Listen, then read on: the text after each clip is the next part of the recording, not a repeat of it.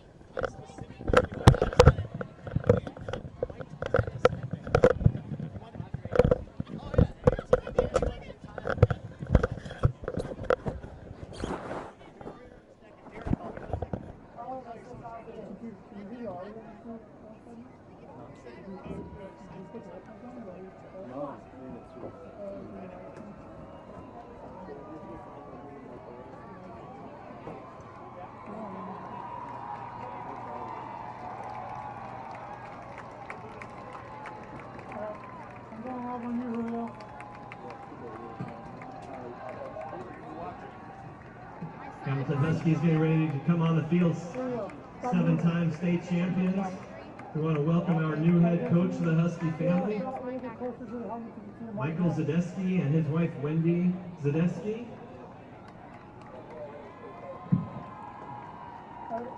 Good right there.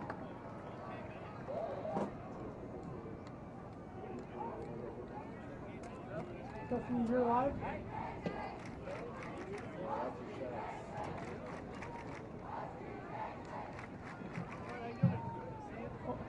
Oh, you're live. You're live now. Yeah, you're live. Everybody's going to have to just pretend like they're live because all of Michael's eyes is going to be going over. That's what we're going to do. And here come the Huskies and their head coach Mike Zadeski. Opening night here at Hamilton High School, 21st year of Hamilton football.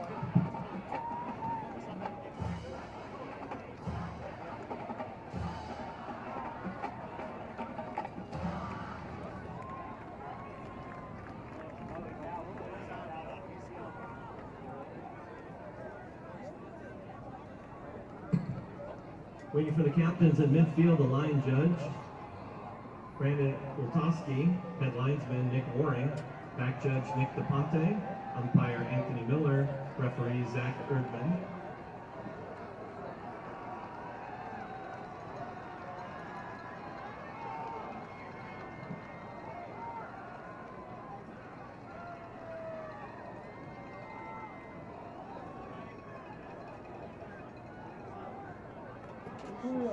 Julio, check your cable.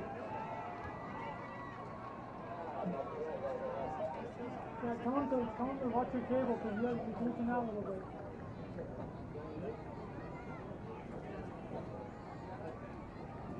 Camera one, get a shot of the American flag.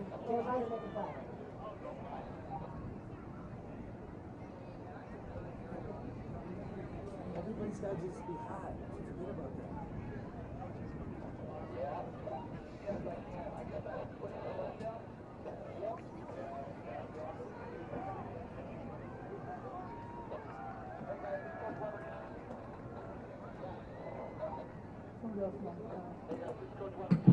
Ladies and gentlemen, please stand and remove your caps for the presentation of our nation's colors by the Air Force Junior ROTC. At the north end zone, you will notice a lone seat placed for our prisoners of war and those missing in action from all branches of the service and from all wars. They are not with us tonight. Their chair is empty, but saved for their hoped return. Let us remember their absence tonight and every night, as they are too often forgotten. Let us remember them.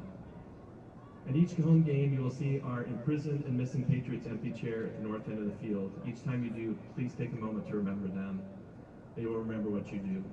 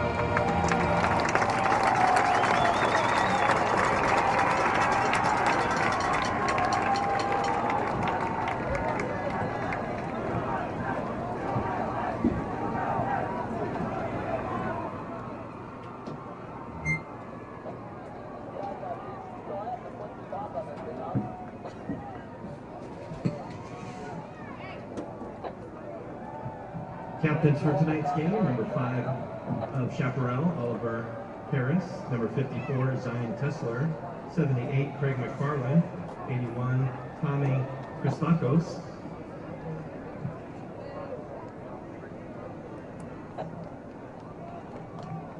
Roger is on right now. Who is up there for defense, Dale?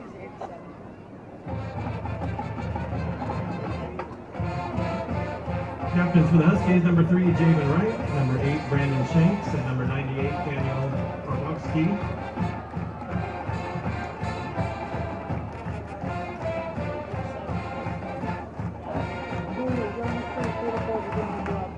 Referee Zach Erdman with a coin flip.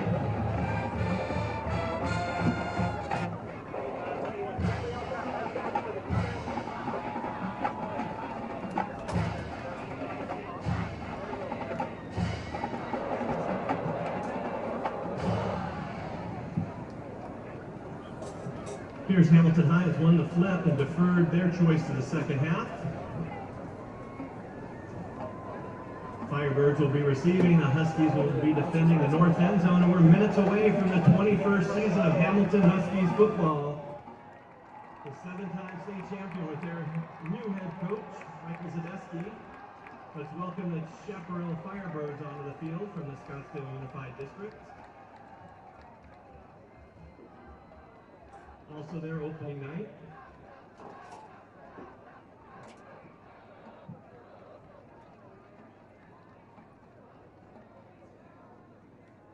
Hello and welcome everybody We're to minutes our away first from the broadcast Earnhardt of Family Auto Hamilton's Center 2018 kickoff. to Earnhardt 2019 Family Autos season football. have joined We're together coming at to you live from the press box at Jerry Loper Huskies Field over the today. Earnhardt Ford and A bit Earnhardt sunny, Chevrolet. quite hot for the game Earnhardt today. treated every customer like a family for Hamilton will be 65 kicking off to Chaparral. Daniel Obarski getting ready to kick for the Huskies.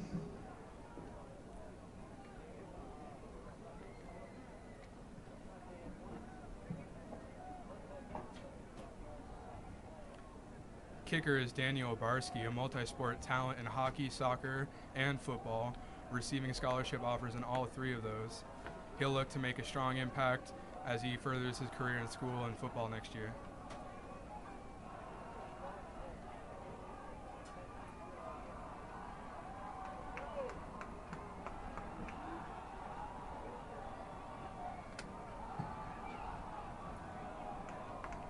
Deep for the Firebirds, number 9, Crawford.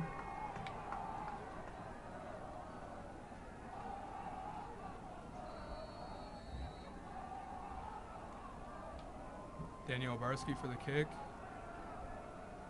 And the 2018-29 season is underway. Obarski's Kick goes to the back of the end zone, will be a touchback. Firebirds start 1st and 10 at the 20. Chaparral start the drive, 1st and 10 from the 20. Dogpound led our back to school assembly Thursday. Let's go, D!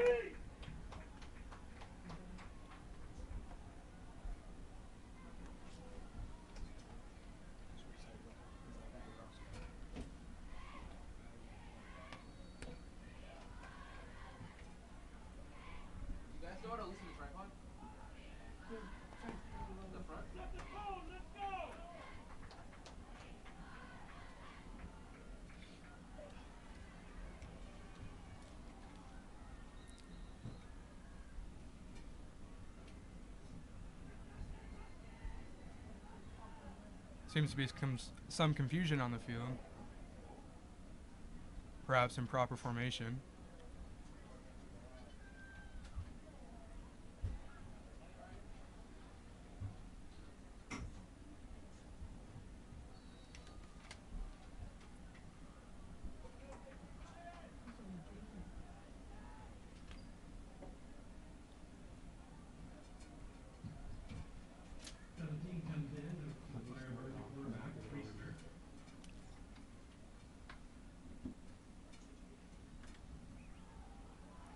Chaparral on the run right. Stop for no gain. 21, Jeremiah Trojan for the tackle. Stop by junior number 21, Jeremiah Trojan. Jeremiah Jr., 6'3", 210-pounder. His second year as a varsity starter.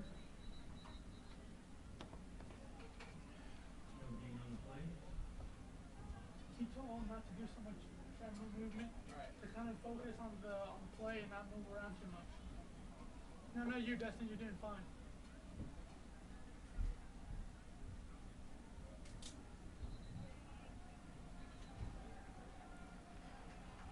More confusion on the field.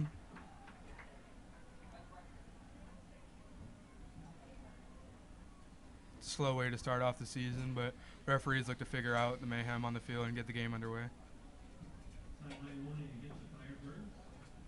First one is a warning. Sideline warning issued to Chaparral after the first offensive play of the game. Looks to be a long night from the way we're starting the game out here, but hopefully we get things rolling and smooth and polish up here in a bit.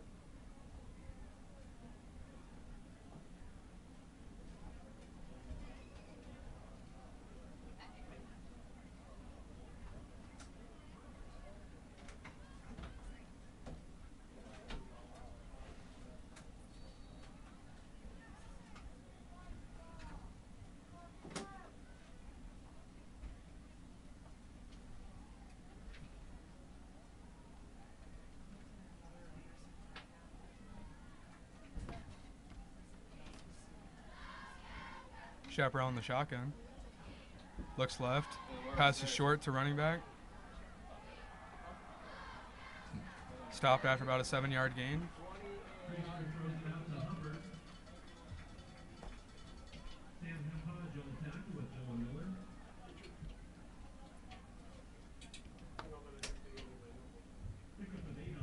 Combined tackle by returning seniors defensive tackle Noah Miller and linebacker Sam Hodge.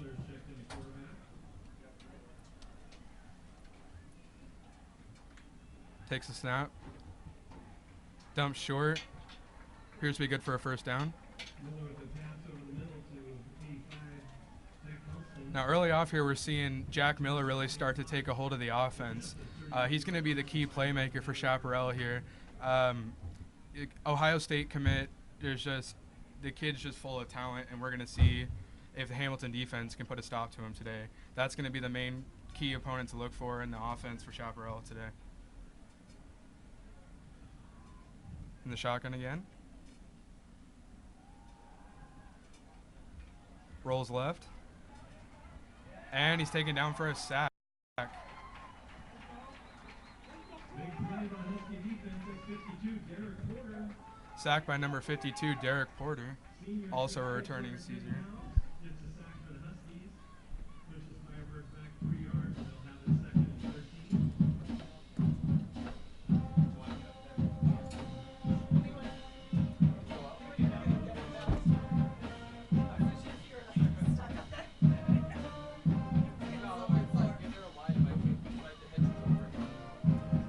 Rolls right.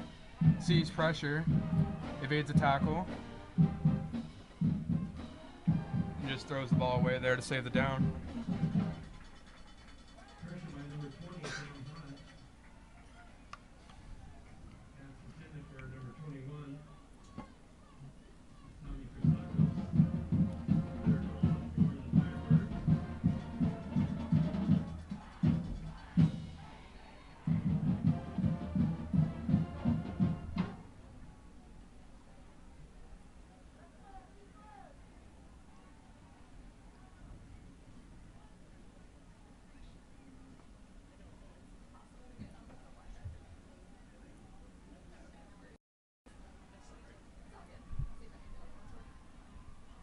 Jack Miller takes a snap for Chaparral, looks deep. Dumps short, dropped, incomplete.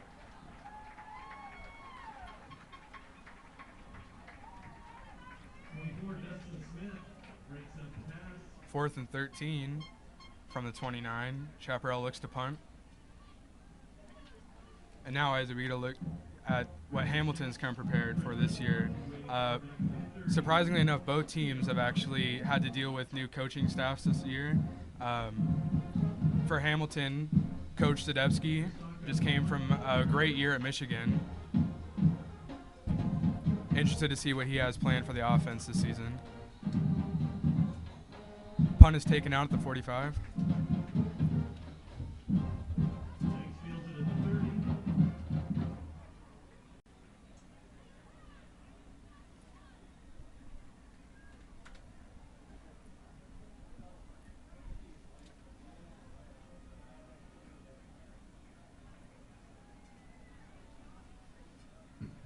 first and 10 Huskies at the 30.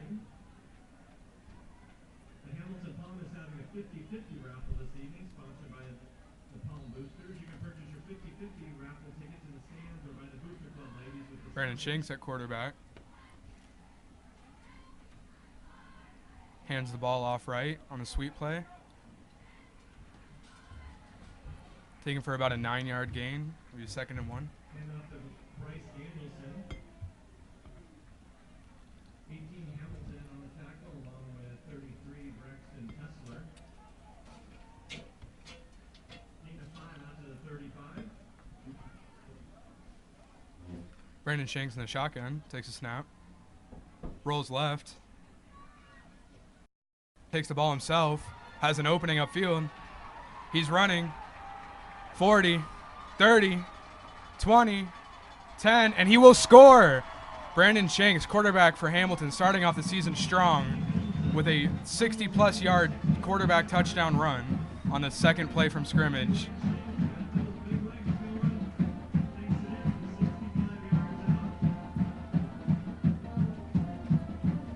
Hamilton has really just come out and set the tone today.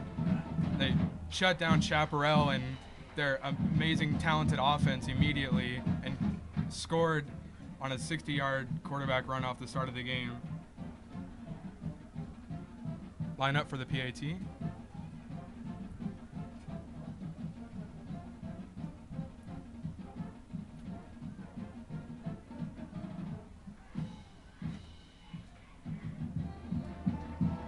And the PAT is good.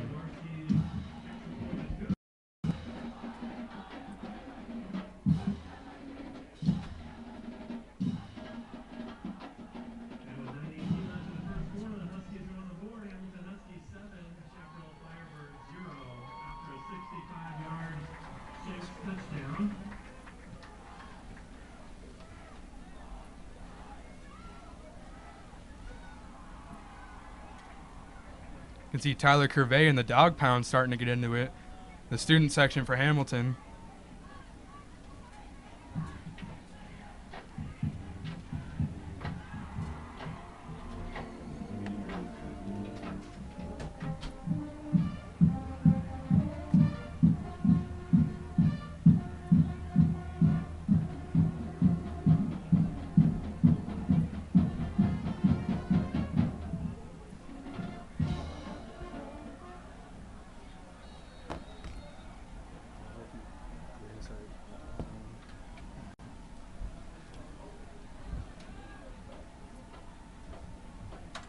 Obarski on the kick. It's in the shallow kick. Forces Chaparral to return.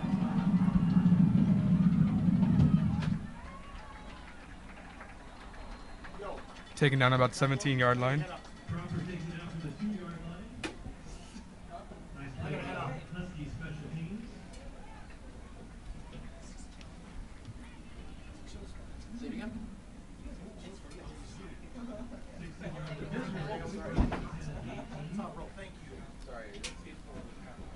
Special thanks to the Diamond sponsors, the Hamilton Booster Club, USA BMX, Fast Med Vision Care, field sponsor, Coconuts, and Corey Unger, real estate executive.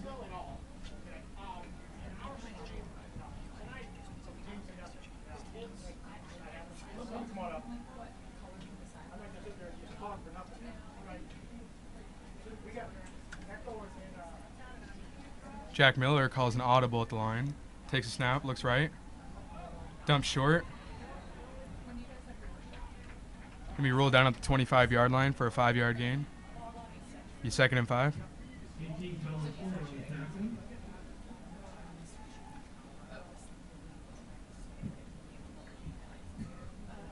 Excuse me, 18 Jameer Brown on the tackle. Picked up an 8.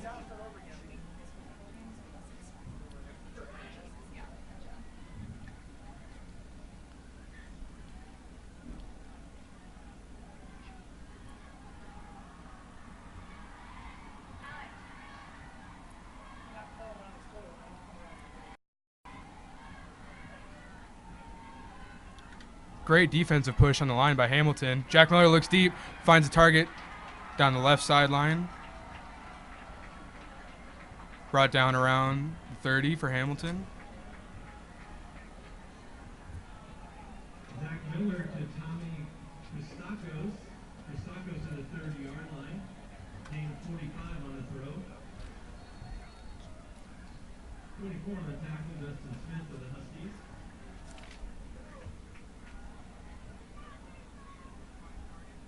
All right. The Firebirds line up in shotgun formation. They have an audible out of the running back. Oh, he takes the ball, goes up the middle. He breaks a tackle and dives in at the around 10-yard line, give or take. Good for a first down. That moves the chains as the ball spotted at the 24-yard line. First and 10 Firebirds. Will be first and 10 for Chaparral from the 24-yard line.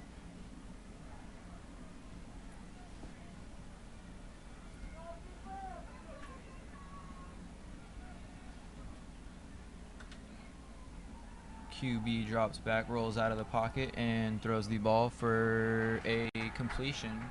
We will check and see if that is that is confirmed a touchdown for the Chaparral Firebirds. Number 1, Zach Miller finds number 9, Devin Crawford. 19-yard completion for the touchdown, and the Firebirds are on the board with 7:33 left in the first quarter. Firebirds look to tie it up here with the PAT.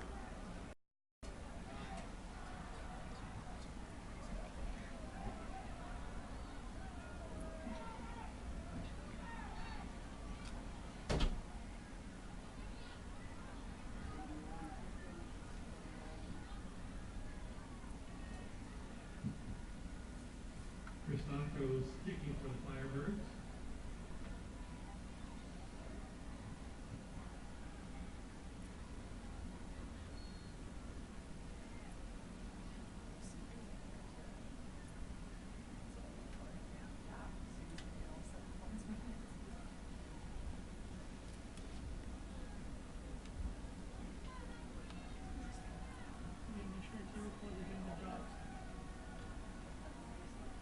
Tommy Christakos on the kick.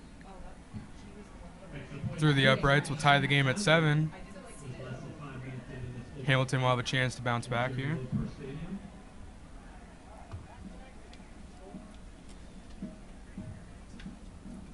The football boosters would also like to thank Neil Perdetto and Ty Lusk, the real estate rock stars, for the 2018 Hamilton varsity roster, which they go through the stands and get all the fans and their continuous support of the Hamilton Huskies. And definitely a special thanks to one of our own staff members, Heather Hackett-Creed, who is our official school photographer for freshman, JV, and varsity home games. Also, a special thank you to silver sponsor Joseph Rubin.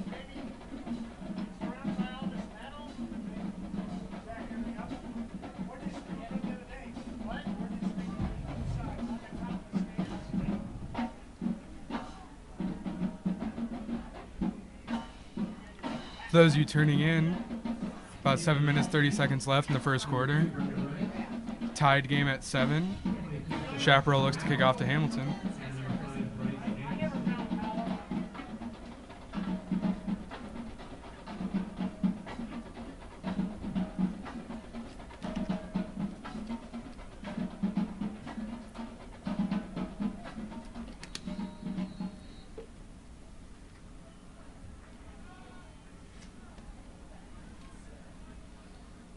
Booming kick down the middle of the field to the end of the goal line for a touchback by Hamilton.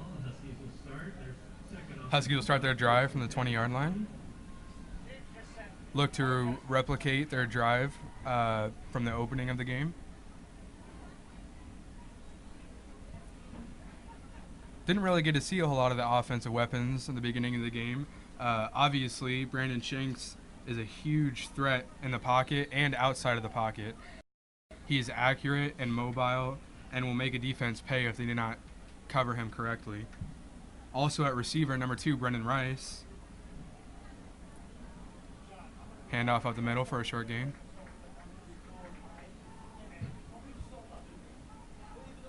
Norman for the carry for the Huskies.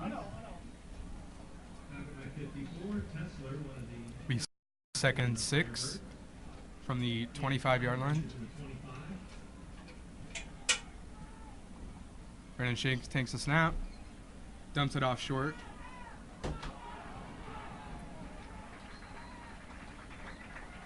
Taking for about a 12-yard gain. Shanks to Dorman. Dorman makes a nice move, picks up the first down for the Huskies before he's brought down by Braxton Tessler. First down Huskies at the 36-yard line, and they're right up in the ball again.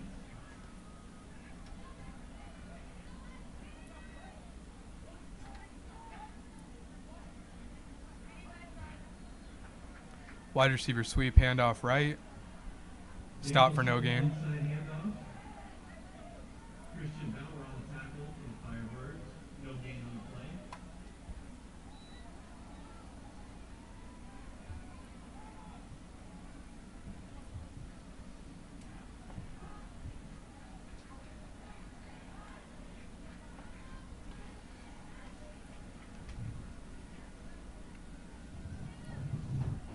Is a quarterback pitch to the running back, who will take it to barely the line of scrimmage as he's engulfed by a swarm of white jerseys for Chaparral. Throws it out to Bo Parsons. Nice play out by the Firebirds. Number 35, Alex Monson. Stops Parsons. Will be 3rd and 10 from the 36. 3rd and 10 Huskies.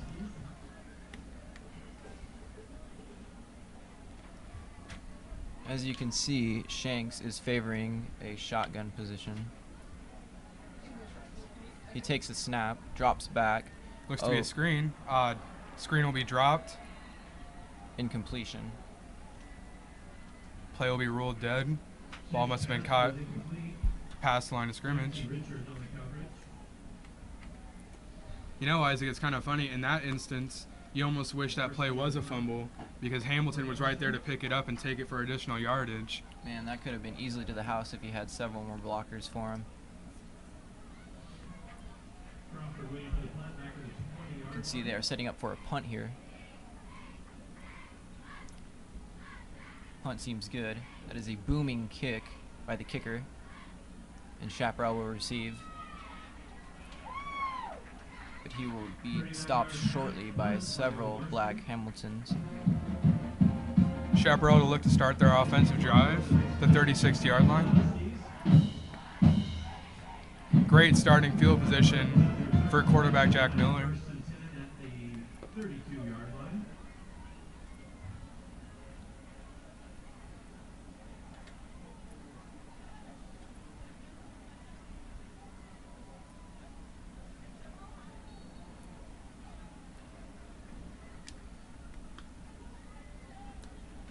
Chaparral will line up in shotgun and take the fake handoff to a short but moderate gain of a pass down the sideline for about 8 or 9 yards, give or take.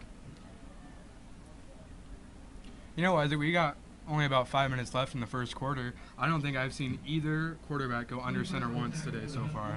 Neither have I. Maybe give or take about once or twice for a pitch, I believe that was by Brandon Shanks. But other than that, both quarterbacks have seemed given the ability to scramble or pass out of the pocket. And they're both unfazed by the pressure that are given by the linebackers. Chaparral with a run up the middle, but will not go very far. Stop for about a yard. Nice play by the defensive The line. 3rd and 2 from the 40. Number 91 and 43, Ryan Guerrero in on the tackle. Hubbard picked up a yard on the play. As you can see, again, quarterback is lined up in shotgun position. Tries to draw the defense offside. Looks to the sideline for audible. Defensive makes theirs audibles as well. Hamilton showing pressure. Drops back. Chaparral with a pass down the middle for a gain of about 15. Miller to Christakos. Will move the chains for a Chaparral first down. 23, Gabriel Armento on the tackle. They are about at the 50-yard line, looking to score again. First and 10 Firebirds. They have about 3 minutes and 50 seconds left to score a touchdown before the end of the quarter. quarterback read there. Jack Miller takes it himself down the left side and is stopped for a loss of 4 yards. Miller keeps it himself. Jeremiah Trojan was the first one there. David Wright comes in. You know, Isaac, we have a lot of returning seniors on this Hamilton program, especially in the defense. So I feel like the Hamilton defense is really going to be the determining factor on how the season goes for them this year. I feel like their defense is pretty well built all around. Absolutely. They have some absolute great talent, especially at the front line. They have some pretty huge players there. We'll look to all stay healthy and be able to finish the season together. Jack Miller on the dump short to running back. Dropped. It is dropped. Incomplete. Third and 11, Firebirds. They will need 11 yards to make a first down with the 3 minutes left that they have.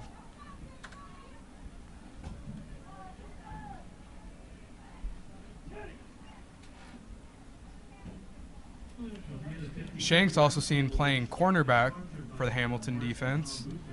A multi-talented athlete, just an all-around incredible athlete. Seen playing cornerback and quarterback and receiver and tight end throughout practice.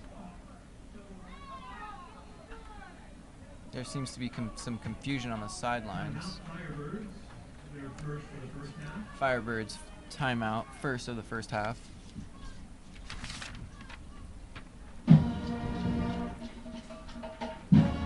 This year, Hamilton High School has a new principal, Mr. Michael De La Torre. We decided to ask him some questions about his plans for his new school. All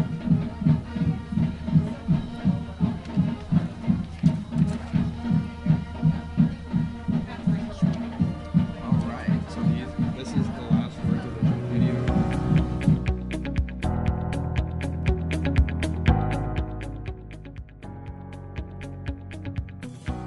So I will be actually not be there. That's the bad part for me. I've got a senior at another school that I've got to go visit on Friday night. So the rest of our administrative team is going to be there working. I've got a chance to come out and watch football all summer long, at passing league tournaments and practices and that kind of stuff. And they are definitely poised and ready to go for the season. I'm sure they're excited for the first game. As everybody should be around the campus. It's kind of when the campus comes alive, when you have some of those activities going on.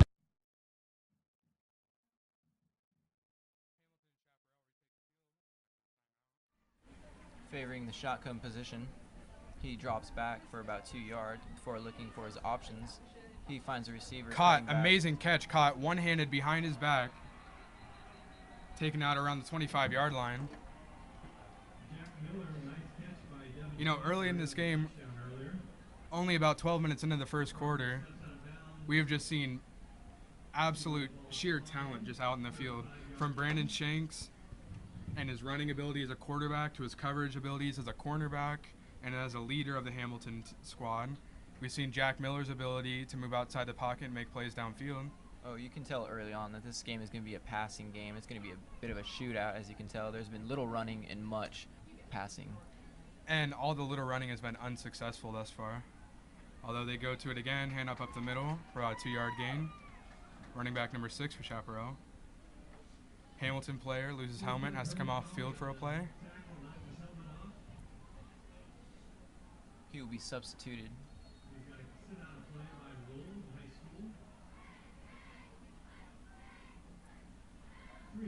Number 45 is going to take his position.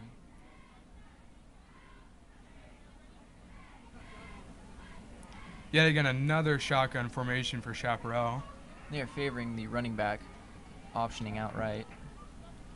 It is a quarterback read, and he puts a move on one of the defenders and tries to throw. Picked up. And it is a questionable call for a interception, but they do not know. They believe it's incomplete.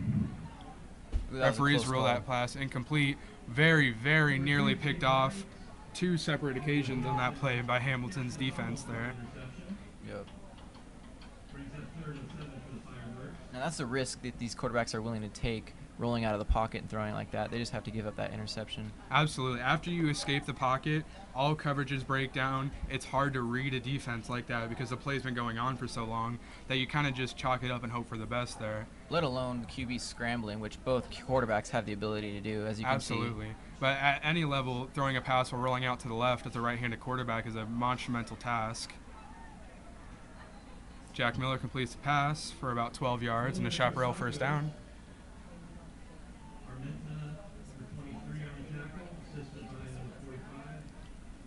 They're slowly making progress into scoring within the first 2 minutes. Or the last 2 minutes, my mistake. Chaparral seems to try to make a touchdown before the end of the quarter. It is a shotgun snap again and a quarterback read, and he gives it off to the running back up the middle for little to no gain. Hubbard goes up the middle, picks up a few for the Firebirds. Number 91, Noah Miller, exiting the field for a break. Now, Isaac, Noah Miller has done an absolute outstanding job at leading this defensive line squad this year. As a 4-year player for Hamilton football, he looks to start his second year in varsity.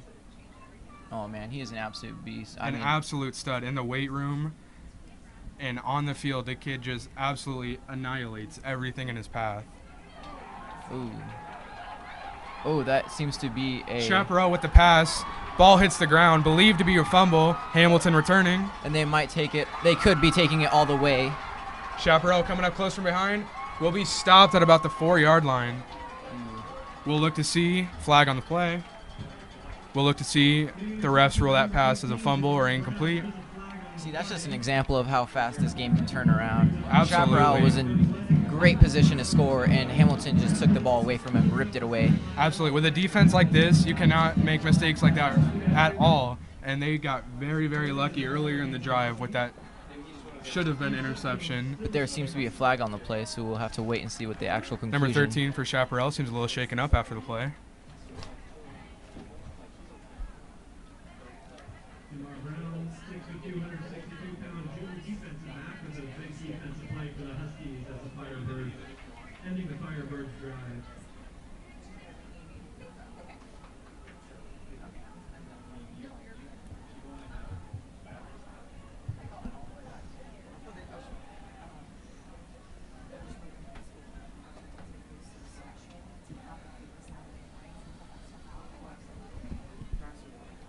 Look as though they're going to rule the play as an interception, but down on contact.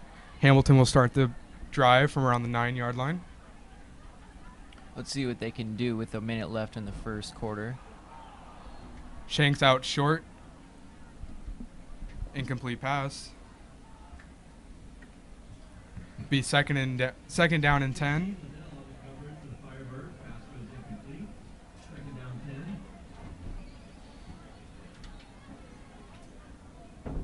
Ball spotted on the 10-yard line. About 53 seconds left in the first quarter. Brandon Shanks takes the ball, rolls out right, passes deep. That's caught. And he'll be taken down around the 49-yard line, give or Now, take. Isaac, believe it or not, that is actually a junior that gets behind all the defense there on that play and gets behind and shows his athleticism and strength to take that ball for a huge gain. This goes to show even though there are a lot of returning seniors for Hamilton, they are not afraid to use their talent regardless of the year. The player. Brendan Shanks looks to capitalize on momentum, hands off. Number 11, Mo Parson. He seems to run up the middle to gain about 4 or 5 yards. Tackled by Bauer, 58, and number 33, Kessler. Now we're going to be able to see what Hamilton can do, or if they will run out the clock with the last 30 seconds. No, they line up with 3 receivers out on the left. And A it is trips quarterback formation. read. And he will take Brandon it Shanks will down take the side. ball, has one defender to beat. Breaks the tackle and will walk into the end zone for a score. That is Brandon Shanks' second rushing touchdown of the first quarter.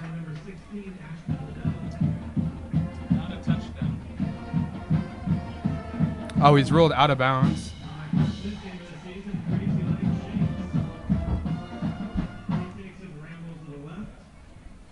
Referees rule Brandon Shanks out of bounds on that play.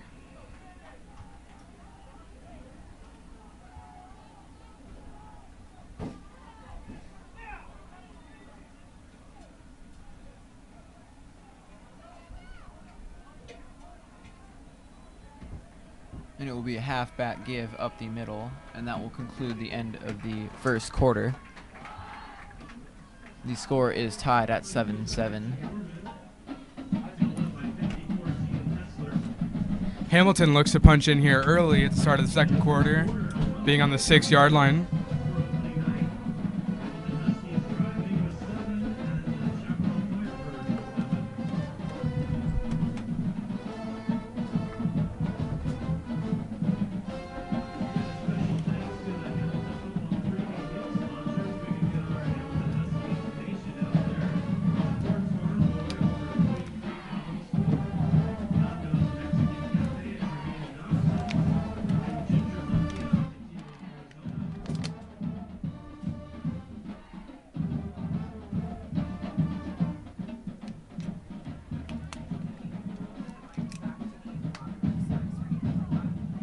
They seem to swap positions on the field as Hamilton will be placed instead of on the left side on the right.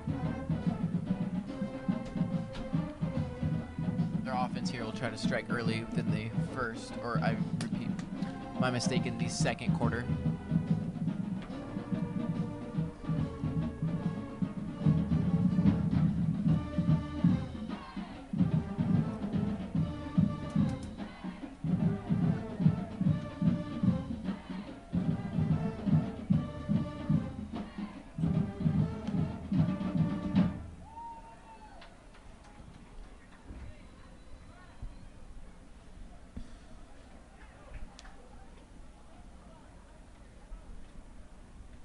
Brandon Shanks on the snap drops the ball, picks it back up, looks to dump short.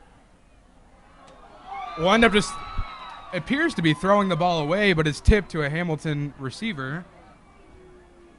Caught for a touchdown, but flag on the play. Brandon Shanks seems a bit shaken up. That is not a good sign at all. That is not a good sign for Hamilton. Looks very uncomfortable walking off the field under his own might. Takes his helmet off before he can reach the sidelines. Hope to see him out there again tonight.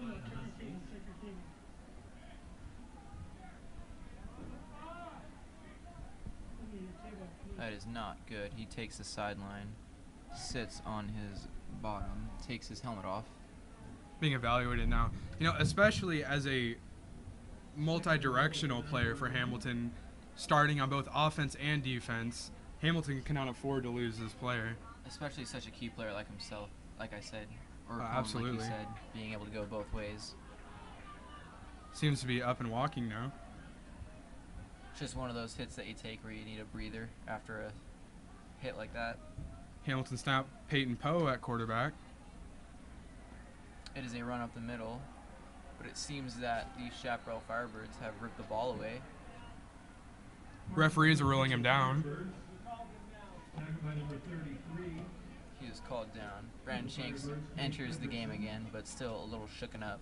Yeah, you can see the visible slow limp walking out there. I believe he might be trying to hide from the coaches to be able to let him stay out there. I know a lot of players are known for doing that. You know, these kids, they invest so much time and, you know, they plan to play after this school. They can't afford to lose playing time senior year, so you will see a lot of players try to force themselves back on the field when they're maybe not ready to physically. But we hope Brandon Shanks stays healthy. We've seen in the shotgun here. Showing his physical toughness here. Absolutely. Goes back in shotgun alone. Audibles his running back out. It will be a pass. It is a short pass to number 2. A wide open Brendan Rice.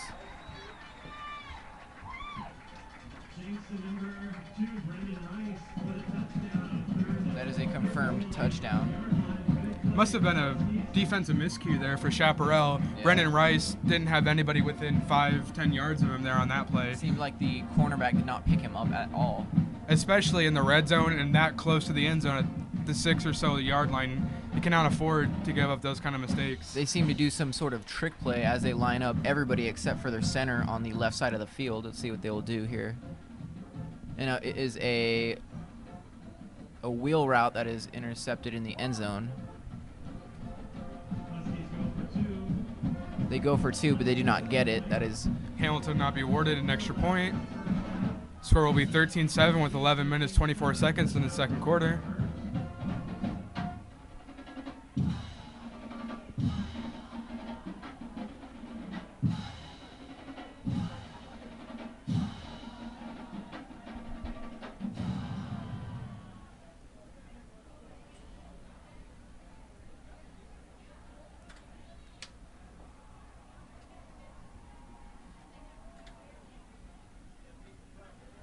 Chaparral's players come out onto the field for the kickoff as they will receive the ball. Barsky Lions to kick off from the 40-yard line. You know, last season we've seen Obarski, a player with just an absolutely tremendous leg, can be seen drilling 50-yard field goals in practice. Last year we see a lot of his kicks go out the back of the end zone, whereas this year he seems to be going with a different approach, kicking it shorter and forcing Chaparral to return and earn the yardage back on the kickoff, as rather to just giving it to them with a touchback. Which also increases chances for turnovers, which will give Hamilton the ball right back. He lines up for the kick, and he boots it down the right side of the field in the corner. Just short of the goal line there. Chaparral will return.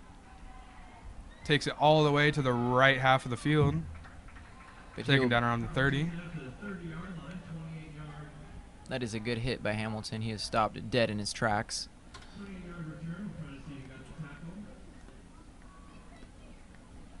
Hamilton's defense takes the field.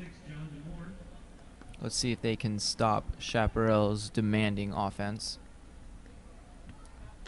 Yeah, I'm sure Jack Miller is coming out on this drive with a vengeance. To drive all the way down the field and to get into the red zone and throw a pick in the red zone is just, it's heartbreaking as a quarterback, especially this early and this close in the game.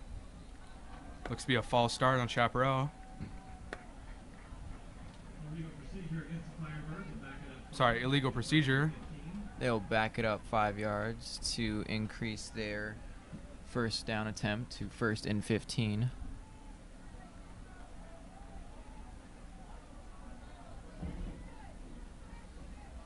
He lines up in shotgun again with the halfback off to the left. He options him up closer. Hamilton's defense showing pressure, pressing up on the lines of the corners. Seems like there was an audible made there by Chaparral. And he takes the snap of the Linebacker shotgun. blitz by Hamilton, looking deep. The completion. Now it is a go route that he received, and he jumped over one of the Hamilton defenders to take the catch. An absolutely great show of athleticism there on that catch. Now it's something like that you really can't teach, just being able to jump over someone like that with such authority. Absolutely, that's natural talent instilled at birth.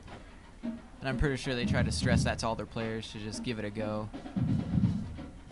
Chaparral at the Hamilton 40-yard line. Still appearing to be going with the spread offense. Now the halfback goes up. And it is a quarterback draw, but he'll be stuffed by several Hamilton linemen. On that play, you kind of wonder what Jack Miller was thinking there. Had a lot of pressure and tried to take it past the pressure up through the middle and just got absolutely swarmed. Now, as the star and the center of this offense, especially as a coach, I would not want to have my quarterback getting hit by all 4 D linemen at once on that play. Especially at their size and stature, these linemen are easily, give or take, above 250, pushing 300 pounds. And getting hit by one of those is like getting hit by a Mack truck. It does not feel good. Absolutely, it does not. Saying from experience, it is not a fun thing to deal with at all. Jack Miller looks to recuperate by throwing a deep pass. Incomplete, as he stays in the shotgun position. Seems like he doesn't like that under center at all. Yeah, it seems neither team is favoring going under center, seen only in certain run plays, but... I mean, if I was a coach, I'd want my quarterback to be able to go spread, especially with their ability to roll out of the pocket and throw on the go and being able to scramble. Absolutely. Ryan Guerrero is seen shaking up on the play, a key player of this team's defense. Middle linebacker for Hamilton, number 43. That is also a very, very tough loss. He seems to be all right just walking it off. Hope to see him back out there soon. Chaparral goes spread again with a shotgun and quarterback. It seems they have run the go route, and it is incomplete.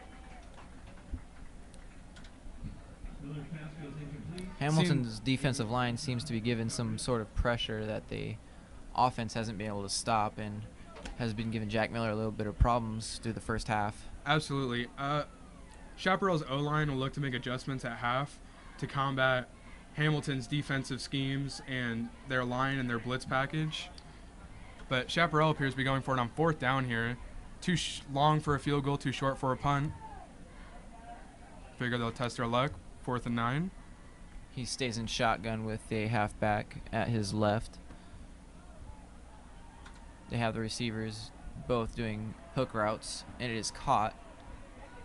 Ball is caught right at the yardage line for a first down. Appears they will give it to Chaparral for a first down. Now that's one of those plays where if your team's going for it on 4th down and it's over 5 yards, you're just going to have to hold your breath and see if they get it.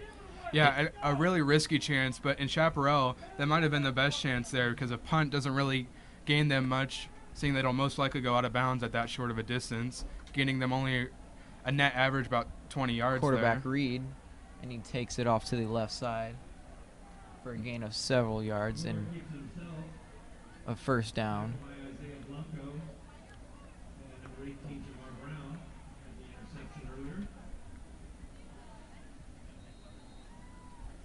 First down, Firebirds.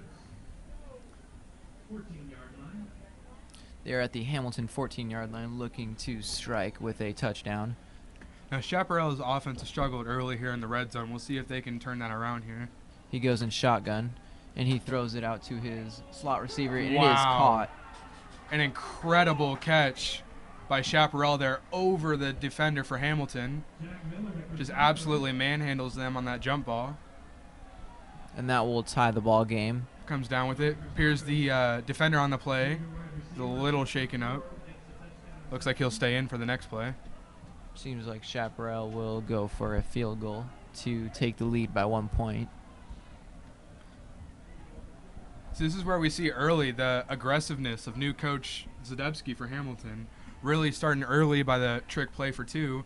And you know, you take those kind of risks and they don't always pay out, and now your team's sitting down. They're going to be losing, assuming that Chaparral makes his PAT.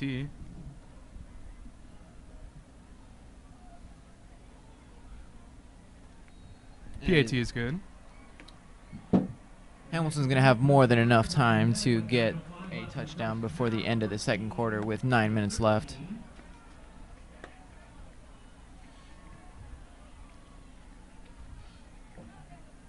You know, here early we're seeing a lot of spread offense, a heavily amount of used of the shotgun formation for both offenses, a lot of running plays, option plays, especially for Chaparral. Now, do you think that the coaches know that Shanks is a little shooken up? Do you think that it will keep him in spread with the shotgun, or do you have him go under center? You know, I feel they know it's shaken up, and they probably know the severity of it down on the field with the trainers. I'm sure they'll work with him safely, but they will try to get him in there as he is such a crucial part of the offense. I wouldn't expect him to take any under center snaps. Might just change to more running plays. Try to change it up a bit and give him more time to recuperate out there.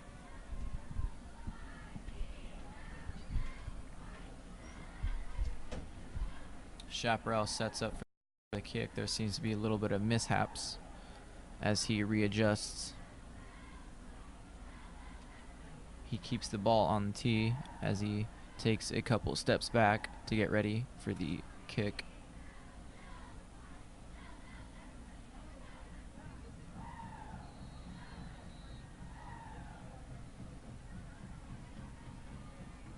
It is an onside kick. Chaparral appears to have come up with the onside kick. For a second there, I thought Hamilton might be able to score a touchdown. They had the Hamilton player broke through the Chaparral line of defenders looking to receive the punt. Had nothing but green grass ahead of him, but couldn't secure the ball. Chaparral seems to fall on it. will look to capitalize and extend their lead.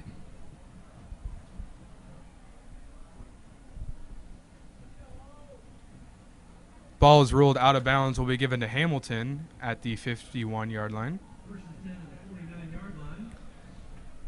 Now, with that risk not paying off, you can go back to Tennessee. That is, they are only down by 1 point, but they are already halfway across the field with more than enough time to score. Absolutely. You know, early we're seeing as two teams, both with brand new head coaching staffs, they're really making a name for themselves early, and they're not trying to ease their way in. They're coming out swinging from the get-go. You see a lot of risk being taken early here. Some of them paying off, some of them not. Shanks with the quarterback shotgun position hands the ball off to his running back, and it will not go anywhere as he will be stuffed before he can get to the line of scrimmage with a loss of about 2.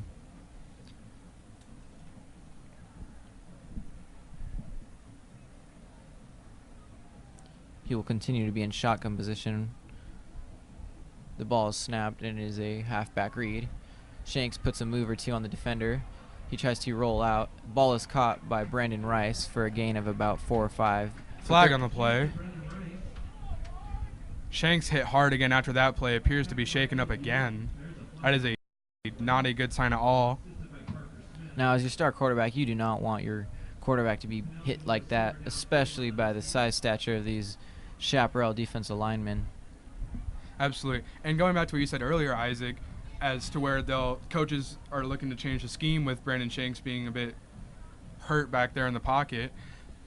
Appeared to not do it on that drive, but maybe they'll take another look at it and consider it some more. Because there's only so much that your quarterback can do for you, scrambling out of the pocket and then throwing it on the go.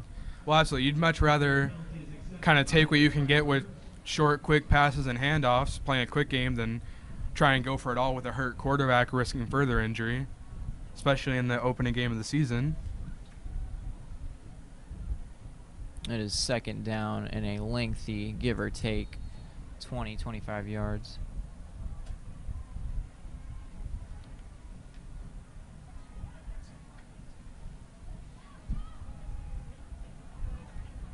Daniel Beretta on the carry for Hamilton.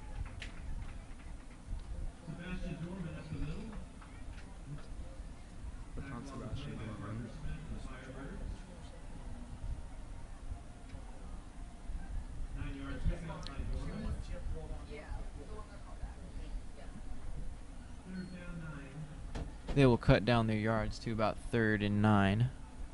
They look in shotgun. Shanks rolls back as he's looking for a pass. Tipped by Chaparral, nearly picked off there. And the receiver is hit a little hard as he gets off his. You wonder on that play if there was any other option there. Receiver seems to be the only one in the area running just past the first down marker. Would almost rather see Shanks taking himself in normal conditions, but obviously with the injuries he's sustained so far this game, probably a good idea for the team that he didn't shake off, try to run with it there. Hamilton looks to punt. Long snap by Nathan Jones. And that is a good kick. Ball bounces at the 20. Takes a neutral bounce out. Chaparral will start their drive with about 7 minutes, 20 seconds left.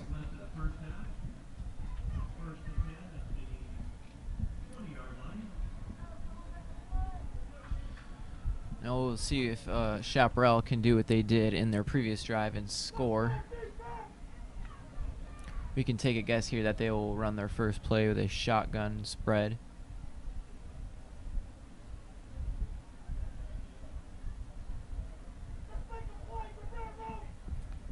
Chaparral takes the field, looking to start their drive from the left hash of the 20-yard line.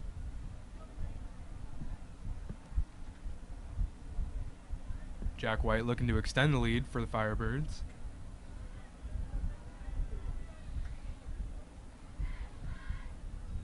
He takes it shotgun spread, and it is a rollout. And it is a great hit by the Hamilton defense on the running back. Immediately tackled by 6, Isaiah Blanco.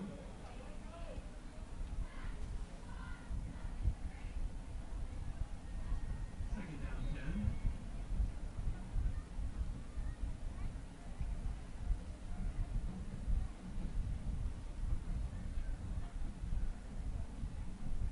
Hamilton shows pressure. Jack Miller takes a snap. He seems to target number 9, but is covered by Isaiah Blanco. Just a bit too much on that one there. Chaparral look to regroup for 3rd and 10. Again from the 20. Isaiah Blanco on the coverage. 3rd down, 10 Firebirds. That is good coverage by the Hamilton defense. Their secondary. They will see to stop Chaparral one more time. You know, with Chaparral starting off the drive with 2 incomplete passes, they're leaving a lot of time on the clock, assuming they don't score or convert here. Be leaving Hamilton with plenty of time to score before half and take the lead. They go in a shotgun, and in that is a wide open pass. And he could be taking it down the field. Taking out around, oh, still up apparently. Still on his feet. 80-yard pass by Jack Miller. Number 81, Tommy Christakos takes the pass from Miller. And that was a great example of just slicing up their defense. Not everybody being able to play to one side of the field and they're being thrown down the middle. Yeah, it looks to be a defensive miscue there. Perhaps someone didn't pick up the correct zone there as he was wide open down the field for an 80-yard pass. Would have been taken for a touchdown if he was not just barely knocked out of bounds at the last second around the 10-yard line.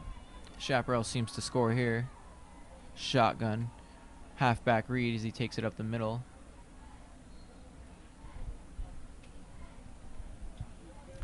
Gain of about 2. Second and goal from the 8 for Chaparral. They are inside the 5-yard line as they seem to make the play again. Halfback cutback takes it outside for a touchdown. Running back Hubbard for Chaparral also committed to Ohio State University along with quarterback Jack Miller. So he shows his athleticism there on that play, taking the original halfback draw play up the middle and bouncing it outside for a score. Chaparral looks to kick the PAT, take the lead of 21-13.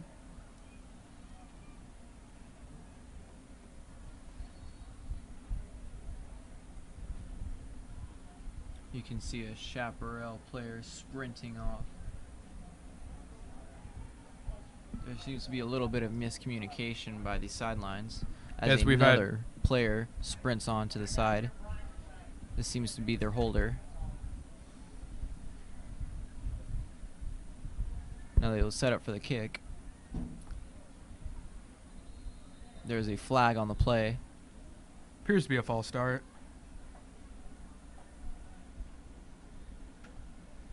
And it will be a false start. Taking Chaparral back 5 yards with another attempt for a PAT. Procedure penalty against the Firebirds. We'll back him up 5 yards. Christakos in there to kick the extra point.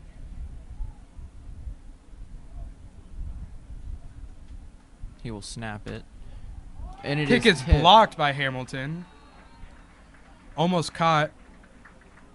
You know, Isaac, if he catches that ball there off that block, he can. That is a live football he can take back and attempt to score for Hamilton. Would be considered a turnover. Just barely slipped through the fingers of. And he keeps the lead thin with within 7 points.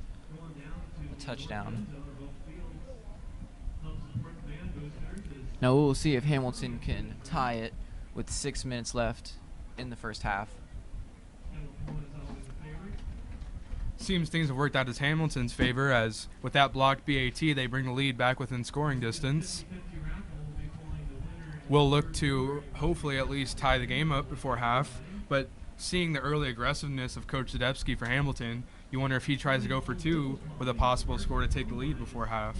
A risky play, even while at your home stadium for opening game. Yeah, it's just one of those gut calls that you're going to have to make yourself to see if it'll play out correctly, or in your favor, at least. But it's more strategy at this point, having 6 minutes left on the clock. Absolutely. We'll see. Coach Zadebski will try to tear down that clock a little bit, not leaving Chaparral with any time to score, regardless of the drive outcome for Hamilton. But still being able to score. It is a great kick down the middle of the field, going into the end zone for a touchback. Hamilton's just going to watch it fly over their heads there. We'll take the ball at the 20. Still with 6 minutes and 1 second left in the second quarter. Score is 13-20, Chaparral.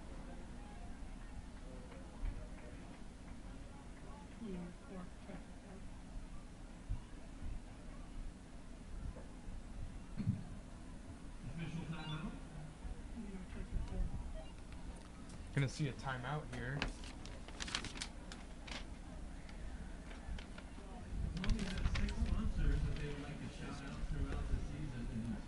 Feeling thirsty, Huskies? Catch a tip or two from SportsMed on now to beat heat illness.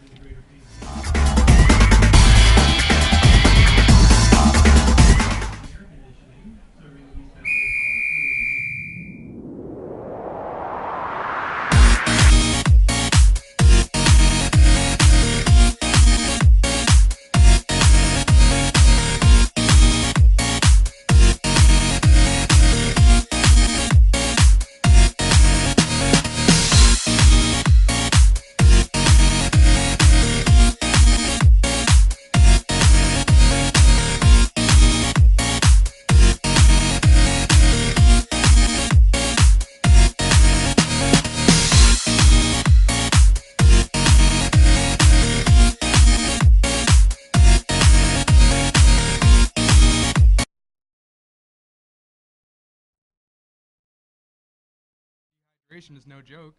If you're feeling ill, be sure to seek help. You know, Isaac, especially in these times, we're reaching temperatures of 115 to 118 or so during practice, with a full encapsulated heat box essentially on your head. Yeah, it is no joke. You want to stay hydrated and keep yourself from getting heat stroke, because it is very possible here in Arizona with the natural heat of above 100. Absolutely, especially with the matte black helmets of Hamilton often worn during practice. You see, Yeah. with all black cotton interior, it just really just works as an oven in a way. You see so many players go down for heat stroke every practice. Yeah. You can see Shanks line up in shotgun. There's a flag thrown on the play. Looks like it's going to be a false start. This does not work in Hamilton's favor, shaving a minute off the clock, but going back into their own end zone. Coach Zadebski visibly upset with the call.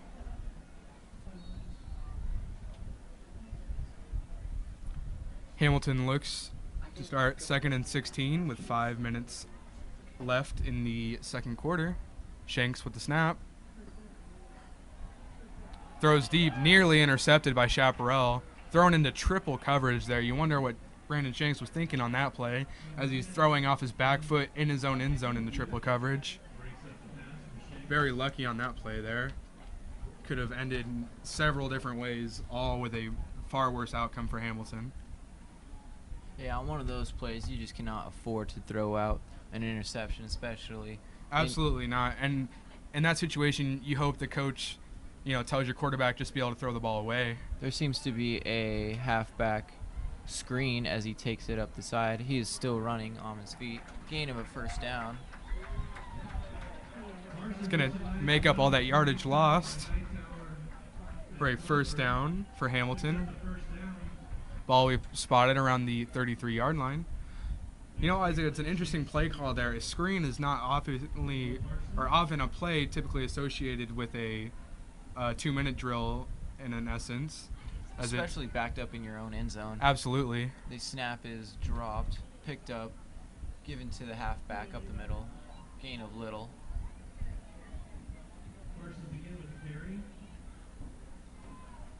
Carson with back-to-back plays with the halfback screen and the run up the middle. The clock is still ticking with about 4 minutes and 20 seconds left. Still in shotgun. Shanks takes the ball, rolls out left, looks for a receiver. Great protection up front for Shanks on that play. The receiver is running down the side. He will be tripped up. Isaac, as a former quarterback, you really cannot ask for better protection on that play. Even with the escape of the pocket, as the pocket began to collapse, the O-line just got back on top of everybody and picked up all their assignments. Shanks had more than enough time to get rid of the ball on that play. You were able to see there as the lineman shifted over, following Shanks in front of him, giving him a little bit of a barrier to help protect him when he throws that ball.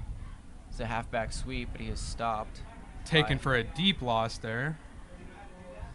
Lost about 8. Not what Hamilton's looking for in this situation, this close to the end zone. This game seems to be a bit of a 1 step forward, 2 steps back, gaining Absolutely. several yards and then losing it right away. And that goes for both teams. We've seen both teams so far have promising plays and promising drives just cut short by one simple mistake. Yeah, and mistakes build up, especially. Absolutely. It's early in the season, and you have 2 brand new coaching staffs, so you expect that. Pressure from the defense, shotgun. Shanks rolls out, being able to show his running ability, goes down the sideline before he runs out of the side. Shane's going to take it out there nice and easily. Smart decision, running out instead of taking a hit. Around the 17-yard line. Shanks there showing great mobility and athleticism in the pocket, being able to fully run around a defensive end there. Yeah. And not even be touched by him while sustaining an injury. He lines up in shotgun again with the halfback at his left. Trips left. Short wide receiver screen. Gives a block, and he will take it up the side. There's one defender to beat. And he is down short of the goal, about the 1 yard line, looking to score. They have about 3 minutes left. Right here, you'll probably see a run play. Now, in this situation, it's obviously similar to the fridge situation for the Chicago Bears. And boy, would I love to see Sean Daly and their running back trying to bull his way in for a touchdown for the Huskies instead of blocking for the runs. Play looks to be a turnover for Hamilton. Chaparral will take over at the 1 yard line. Man, you can see Hamilton's sideline just distraught as they are absolutely emotionless. Nobody's talking on the sidelines. There's a definite tone on the sidelines that's not promising for Hamilton. And this just absolutely confirms what you just said as far as the 2 steps forward, 1 step forward, 2 steps back. Yep. Idea said earlier, Hamilton drives all the way down the field, taking about half of the remaining time left on the clock, leaving about 3 minutes left, looking to try and maybe bleed the clock a little bit out before scoring there, and ends up turning it over. Yeah, the only thing here on Hamilton's mind is just keep Chaparral from scoring within 3 minutes that they have left of the first half. Absolutely. Hamilton's defense looks to continue its dominance so far early in the game. Chaparral lined up in shotgun position. The halfback is switched over to the left side. It is a halfback give. He puts a move or 2 on the defender, but is taken down at the line of scrimmage. Appears as though Chaparral is not going to try and put a drive together. Already up 7. Appears just to be bleeding out the clock. Looking forward to going into halftime and regrouping.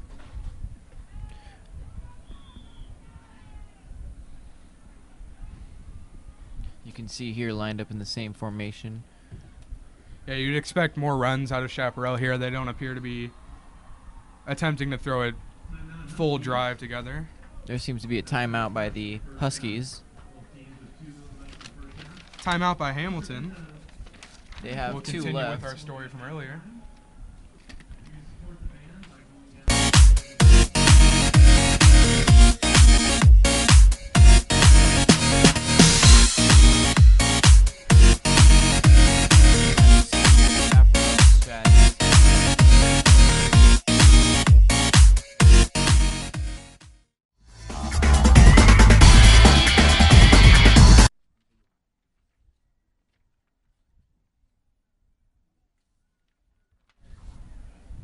And welcome back.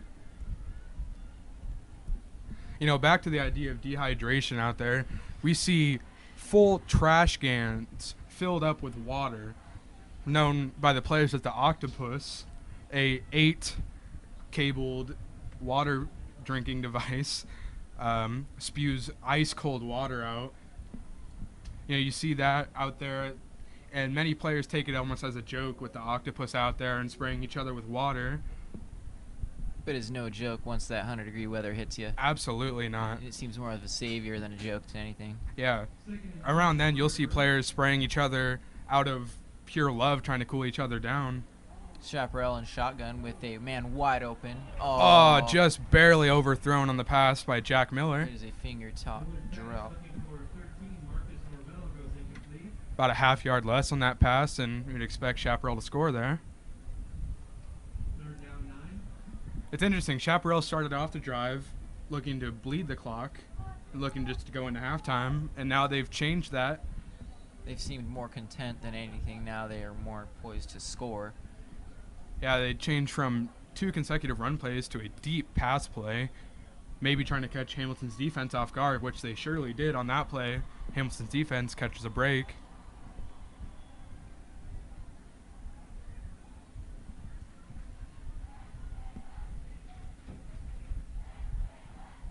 Jack Miller on the snap. He seems to show scrambling ability. Rolls right and is taken down right around the line of scrimmage. That's going to keep that clock running. About 9 seconds left before the 2-minute warning. Timeout's taken. Will be 4th down for Chaparral. Chaparral will look to punt from their 9-yard line with 2 minutes and 9 seconds left in the first half. Now, this is what we're looking at as the new coaches take in the effect and imply their new schemes. The coach for Chaparral seems a little not certain about his scheme going into that drive, starting off with 2 runs and taking down the clock a bit, and then changing to a pass style and stopping the clock, leaving Hamilton more than enough time to try and put together a drive here and end the half of the score, tying it up. You can see here that they are set up for a punt as they have one man back deep into about the 50-yard line.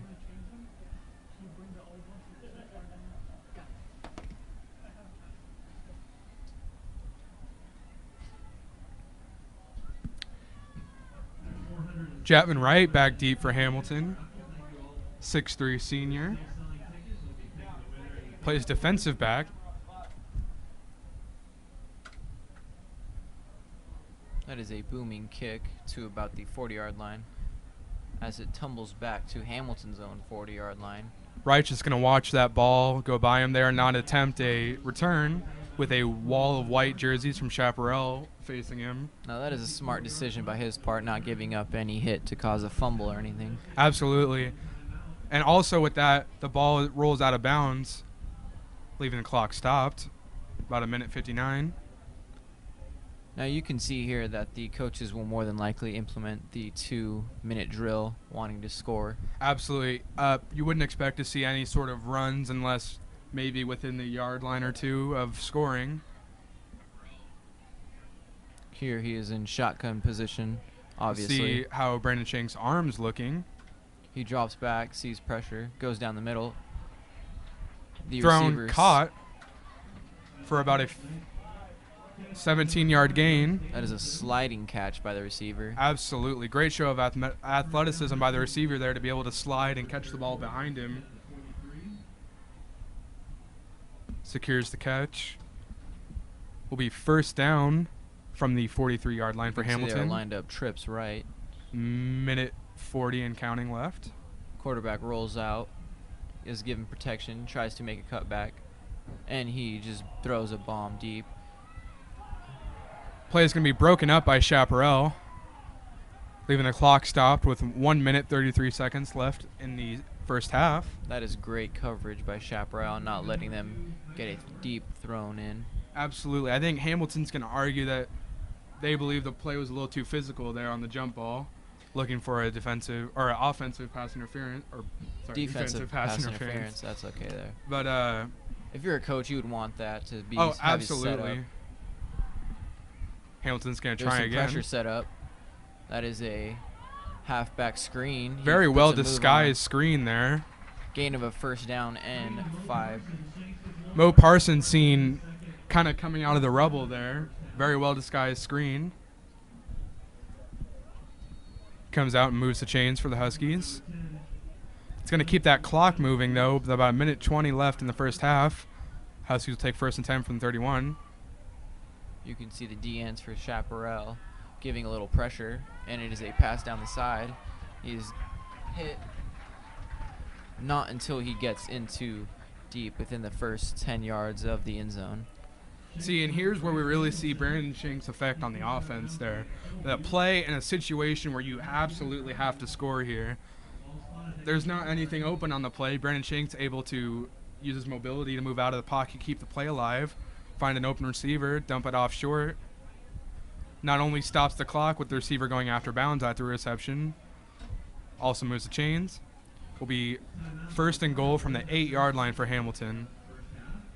That is just great talent by Shanks, being able to move the ball from their own 40 to the inside of their 8-yard line with 1 minute. Absolutely. We've seen Shanks just absolutely take control of this offense, especially on this drive. He looks to be comfortable back there, even while sustaining shakeup earlier in the game. Seems to have bounced back very well. Now he will look to score here with 1 minute left. Now we can just hope here that they don't do the 1 step forward, 2 steps back, and not give up any sort of play of an interception or fumble here. Absolutely. Last time in this situation, Hamilton dribbled it down all the way to the 1-yard line before fumbling the ball and turning it over to Chaparral. We'll see as they hope to get it in the end zone this time.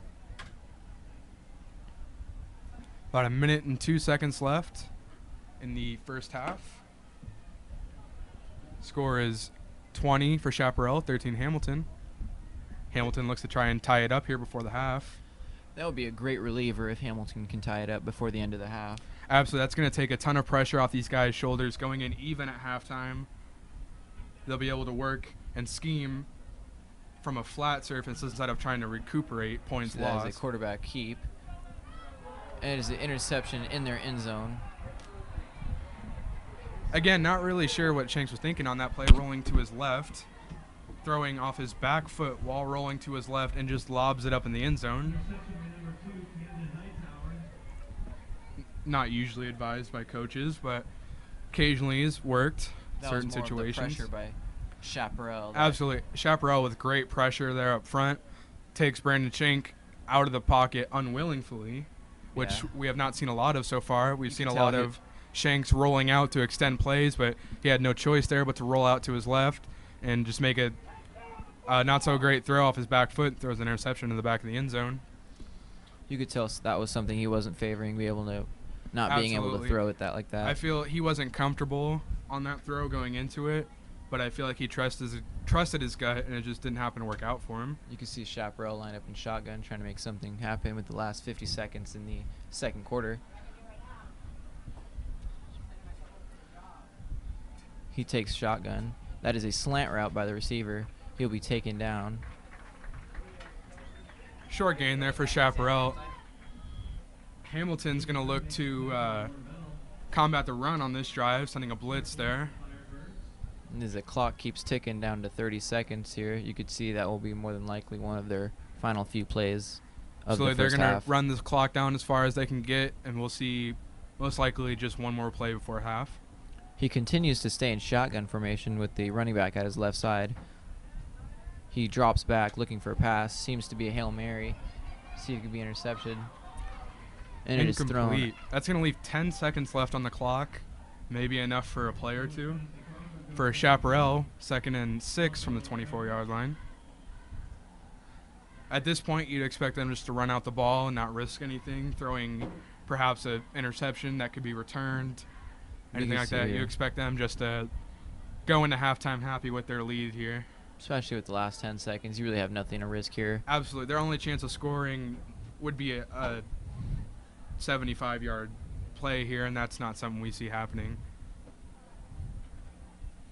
They have 2 receivers lined up on the left, 1 on the right, and it is a halfback draw. And he is pulled down to the ground. Absolutely stuffed. All 11 defenders for Hamilton in on the tackle on that play, it seems like. Form a big dog pile around him. No, bring it down to 3 seconds left, giving it one more play before the end of the half. Huskies call a timeout, hoping to maybe do something with a possible punt return here. Although if I'm Chaparral in this situation, I'd almost just snap it and dance around in the backfield as long as I can and not have to punt it to Hamilton. Because with the explosive athleticism of Javin Wright, punt returner for Hamilton, I would not want to give him the ball if I did not have to, especially in this situation where, you can just dance around that back there for 3 seconds. And just be gone down the field, Him Yeah, having that absolutely. ability to just break it to the house. You would not, as a coach, you would not want him back there because you know that he's a great threat. Let's see what they'll line up here for. Give or take will be a shotgun. Javin Wright out there for the play, playing cornerback instead of punt returner as Chaparral lines up again in the spread offense. Looking to see what they can do on 4th down. Probably just run the clock out. You can see he's throwing a bomb down the middle of the field, and it is caught. Seems to be a very obvious push-off by receiver number 13 from Chaparral, which would make you think offensive pass interference. But with no time left in the half, they're just going to let that one go. And Take this, man. I'm going to take my cook out the car, take a leak, and I'll come back to your second half and introduce, all right? Cool? So the score is at the end of the first half, 13-20. Chaparral leading by 7 points. Hamilton trailing. look to see Hamilton Marching Band's first performance of the year, besides for our assembly earlier this week. Their marching band always seems to become prepared every year. They have loads of talent.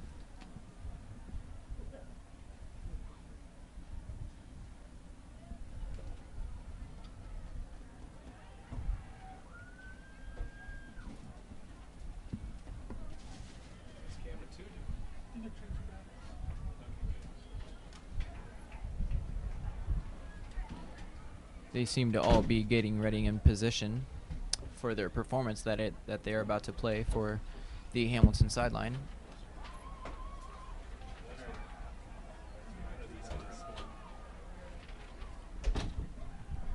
While marching band sets up, take you back to our story from earlier about new principal Michael De La Torre for Hamilton.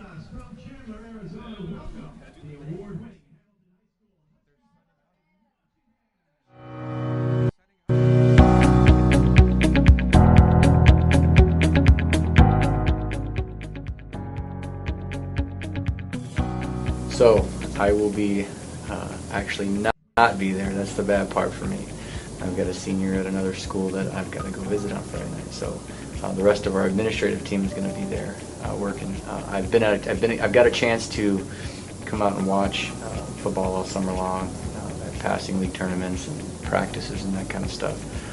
And they are definitely poised and ready to go for the season. I'm sure they're excited for the first game. As everybody should be around the campus. It's kind of when the campus comes alive when you have some of those activities going on. So this is, this will be the 5th school. So this will be the 20th year, starting the 20th year in 5 different schools that I was at. You know, the biggest difference is just the numbers of people in general. So number of students comes more teachers, comes more programs, and a lot of things like that I get to learn about and get involved in and that kind of stuff. And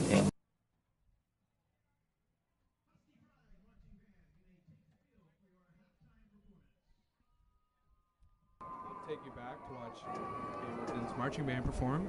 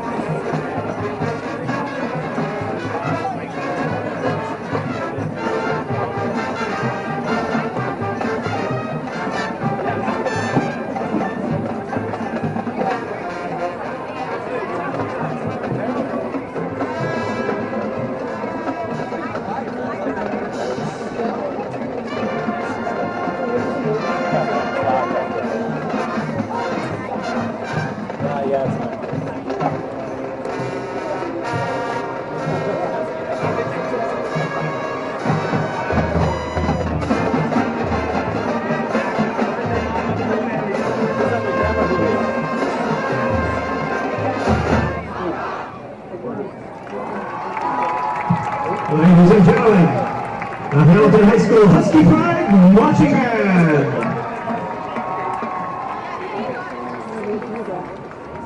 The band is under the field direction of Melina Chaparral, Avantika Mitbander, and Patrick Phillips.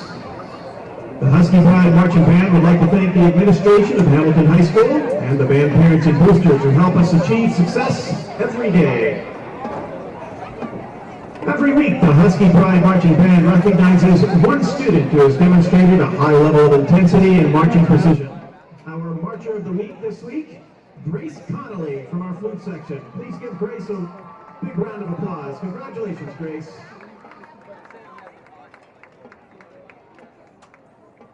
We'd also like to recognize the brass section as the section of the week. You'll be hearing a lot from them this season. Great job, brass. We're proud of you. The Hamilton Band would also like to thank our sponsors, Barro's Pizza, Corey Unger Real Estate, and Menchie's Frozen Yogurt. Be sure to watch the Husky Pride Marching Band next week, Friday, August 24th at Highland High School for their next pregame show.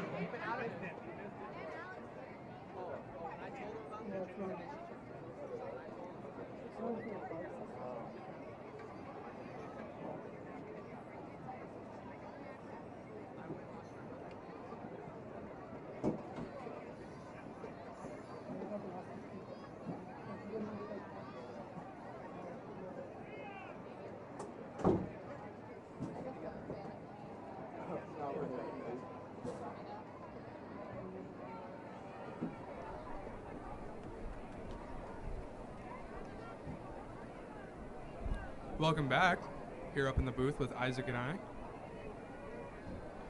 So after this first half, what are your thoughts on the new coaches, new schemes for both teams?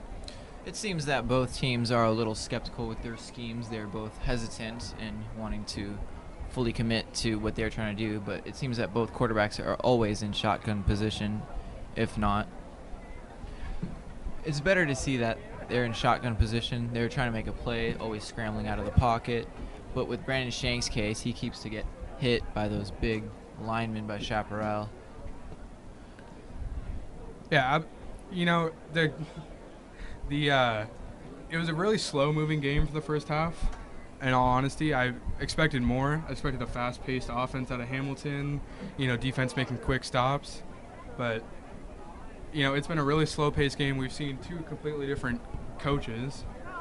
Yeah, it seems to me that both teams are just willing to throw the ball up in the air, and it doesn't seem like too bright of an idea. Or it could just be out of pressure by both QBs. That it seemed to me at the beginning of the quarter of the first half that teams were willing to make sacrifices and willing to make risks to pay off, but neither of them have paid off, only the score being 13-20. Yeah, we've seen both coaches are trying to take risks early. None of the risks taken have really worked out that well for either team. Having two end zone turnovers for Hamilton could have been up by a score rather than down by a score if those have both gone right. But we're taking, risks in our way. We're taking 2-point conversions, and the way we're throwing the ball this close to the end zone, whereas traditionally teams run. We have Shanks and his athleticism trying to extend plays in only a 5-yard window. Difficult to do. Yeah, I bet that's a given to both quarterbacks that deteriorates their confidence whenever they get in the end zone and are almost willing to close to score, but they just get the ball ripped away from their hands from a fumble or from an interception, and it just destroys their confidence at a certain level. Absolutely. I think the one thing we could say to sum up the first half for both teams is 1 step forward, 2 steps back. We've seen Hamilton 2 consecutive drives, the last 2 drives of the half for them, march the ball all the way down the field with a very promising, dominating drive, get down all the way in the red zone, get within the 5 even, and then you make a mistake and turn that ball over. Yeah. And Chaparral, they've been cutting Hamilton some slack, not capitalizing on some of their opportunities they've been given. Yeah, and to me, I feel like this score of the game could have been completely different. Like, both teams have the ability to score about 35, 45 points in the first half with their high-powered offense and their quarterback's natural given talent, both being able to scramble, throw out of the pocket. But it just seems here that they're too hesitant with it being in the first game of the season. But you can tell that the energy of the second half will pick up more. Yeah, I'd hope to see that. Both sidelines, we're not seeing excitement. These players don't look like they're excited. It's their first game of the season. We're not seeing celebrations like, often we see on the sidelines. We're seeing, heads being hung down and players on knees, and just the vibe and the attitude on the sideline is not, I think, where Coach Sadevsky or anyone on Hamilton's coaching staff really wants it to be. Yeah, hopefully these players can pick up their attitude. Like, they're here wanting to play football. Hopefully they make a little bit less mistakes here in the second half and being able to capitalize when they're within 5 to 10 yards of the end zone and not throwing up a pick or a fumble. Absolutely. I think Hamilton's key thing to keep in mind for a second half, they need to score fast and they need to score powerfully, because right now the sideline's not really giving any support to the team out there, and that's so crucial for a team's success. You have to have your own team on your back. You have to have your fans on your back. Yep, that's why we're happy to see stands look pretty packed for today's game. Yeah. Whereas some of last year's game, there was only maybe 20, 25 students in the student section. Yeah. So we love to see that, students are coming out and representing, cheering on their Huskies, giving them that little boost that they looks so like they need. desperately need right now. Yeah. So hopefully if Hamilton gets out and scores early and powerfully, it kind of gets the sidelines and the fans back on their side and helps them rally and keep that momentum going throughout the entire second half. Yeah, hopefully they'll be able to have that energy and vibe given off from the students and have that play into an effect on the game. It's always good when you have your team on your back, and they're helping you through when times get tough, when you're down at the 5 or 10 yard line and you just get that ball ripped away from you. It crushes your heart, but being able to go off to the sidelines and having your teammates say, hey, it's going to be okay, we'll get it back next time, that gives you that little boost saying, yeah, I can do that next time. Absolutely. The role that teammates play, on or off the field, the role that, or the effect that teammates have on one another as far as success of the entire program is so crucial. Because if you have players that aren't talking and aren't, interacting well on the sidelines, you're not getting that support that a lot of players need. Because mistakes happen on the field. You need to be able to support your teammates, have them get back out there, with confidence, being able to attack and not just go into more of what we've seen more.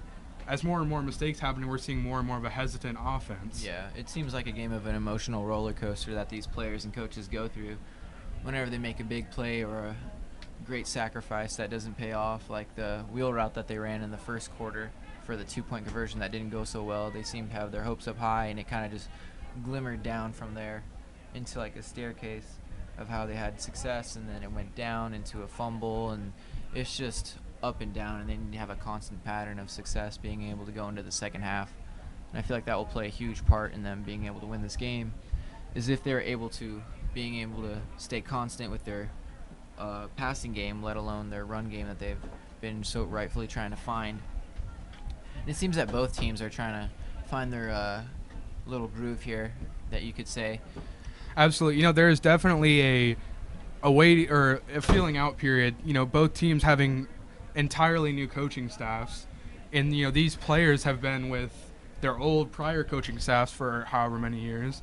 There's a new vibe, there's a new attitude, mentality, everything on the sidelines. Yep. That players are trying to feel out, and coaches are trying to feel out, what kind of players they have, what they, what people are made of on their sidelines. Yeah.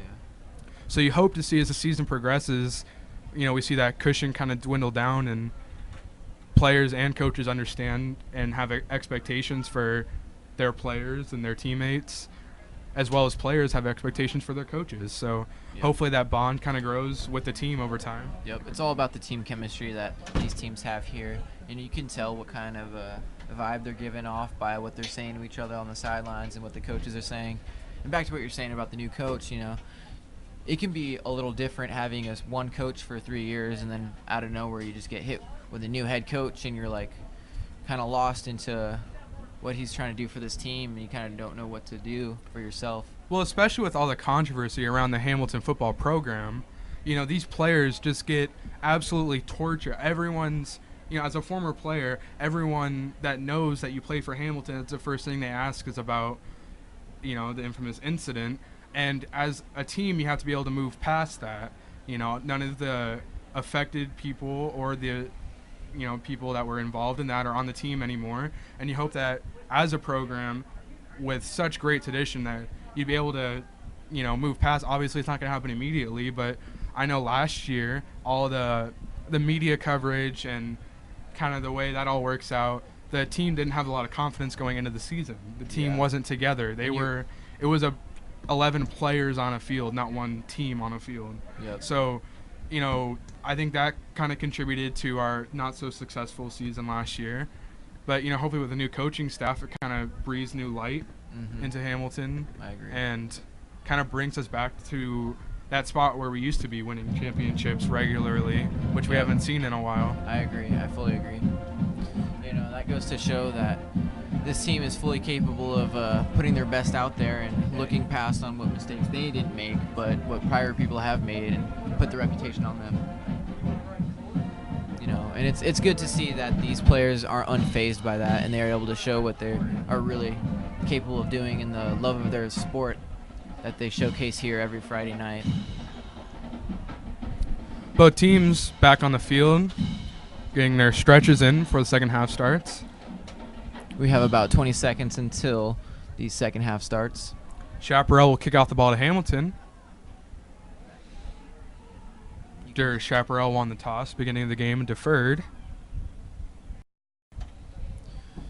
Now, some certain strategies. What do you see looking for at Hamilton for when they're taking the field?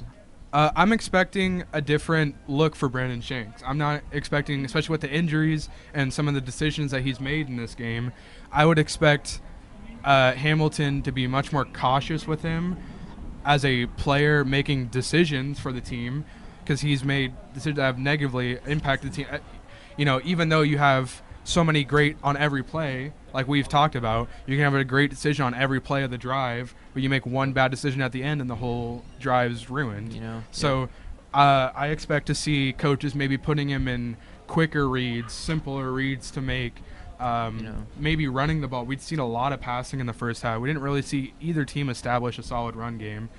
So we'd hope to see that, especially with Hamilton's offensive line being as strong as it is. Being able to showcase their talents all well until one little thing goes wrong and it's all flushed down the drain. Being able to piece it together, drive by drive and play by play, that can really help this team win the game today, let alone both sides that they have been making simple mistakes that cost them big time, and it is showing here with the scores being so little, with the capable talent that they are able to showcase here.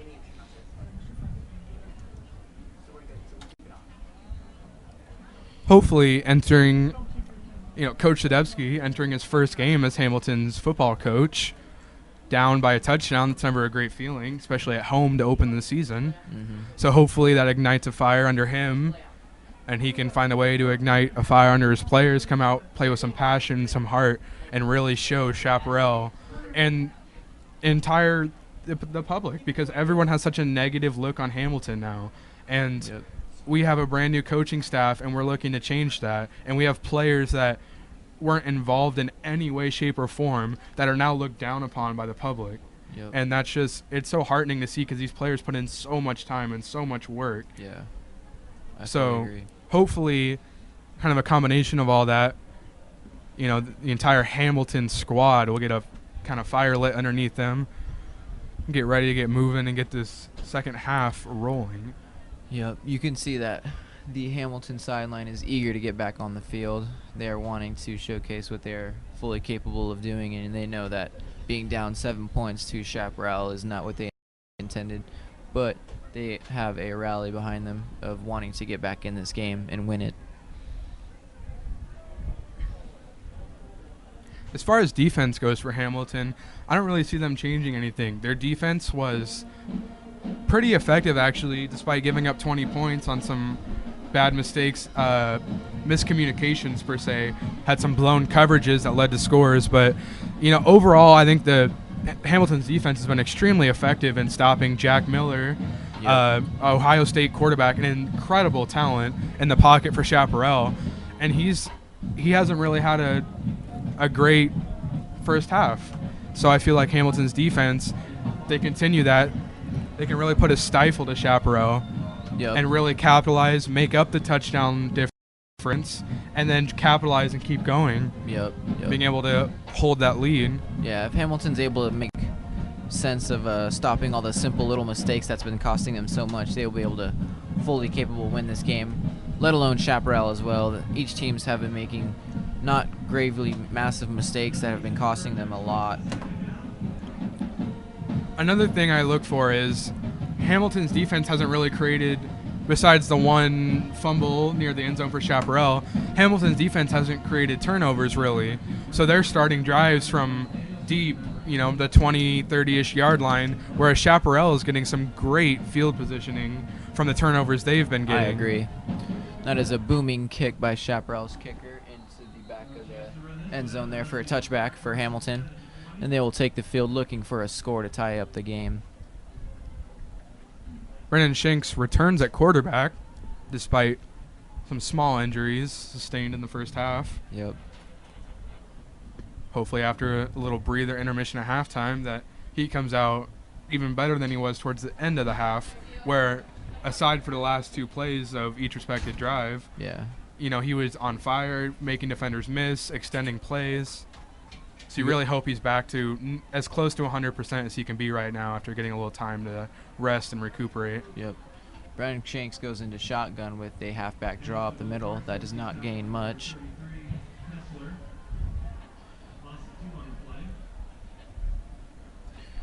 You can see both teams are just trying to showcase what have their best tool of their ability. Shanks back at shotgun again. He rolls out right with a halfback block. He puts a move, cuts back. He has some space. Throws the ball to a receiver, makes a cutback, is still up on his feet, breaks one or two tackles. He is down the sideline, and he will be stopped at the Chaparral 30. What an incredible play by Hamilton there. Brandon Shanks, seen pressure early in the pocket, uses his mobility to not only avoid the pressure, but be able to extend the play in what seemed like a chopped up loss.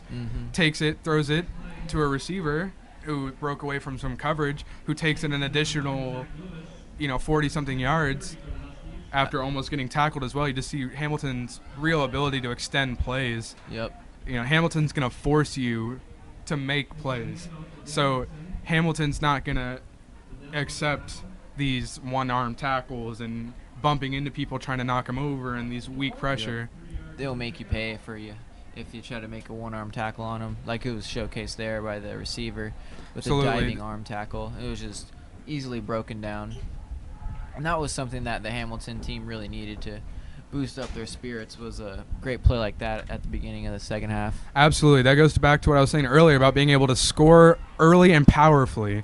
We see the first play, we have a huge gain, very powerful, sets the tone for the second half.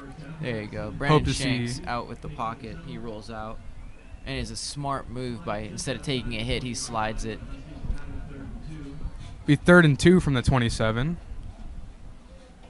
Huskies looking to capitalize on the big opening play and all the momentum gained.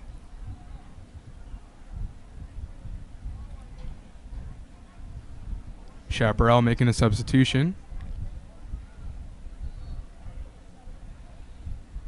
You can see Shanks making an audible to his offense. Ooh. There's a flag there by Chaparral. You can see that is a flag thrown. Brandon Shanks throwing a great command at the line of scrimmage, getting multiple Chaparral defenders to not only jump offside, fully leap offsides. We had a player who leaped so far forward trying to catch himself after being hit with the hard count. And he kind of slid into the center there. Yeah, almost making it look as if a false start, seeing the center move, although that was due to the collision. And yeah, you can tell what kind of pressure they're going to give to Hamilton there. And it is a halfback draw, but it's stuffed a little bit before the line of scrimmage there. neither team has really been able to set up an effective run game. Very seldomly seeing runs from either team, and rarely seeing successful runs from either team. Yep. I mean, it seems like every run is barely making it to the line of scrimmage. Interesting to see if they will try to combat that or just stick with the passing game. Hand off to Mo Parson down the left side.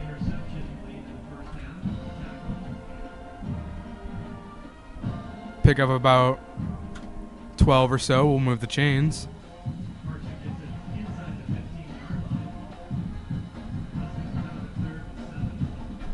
Will be 3rd and 7 in Chaparral's end zone.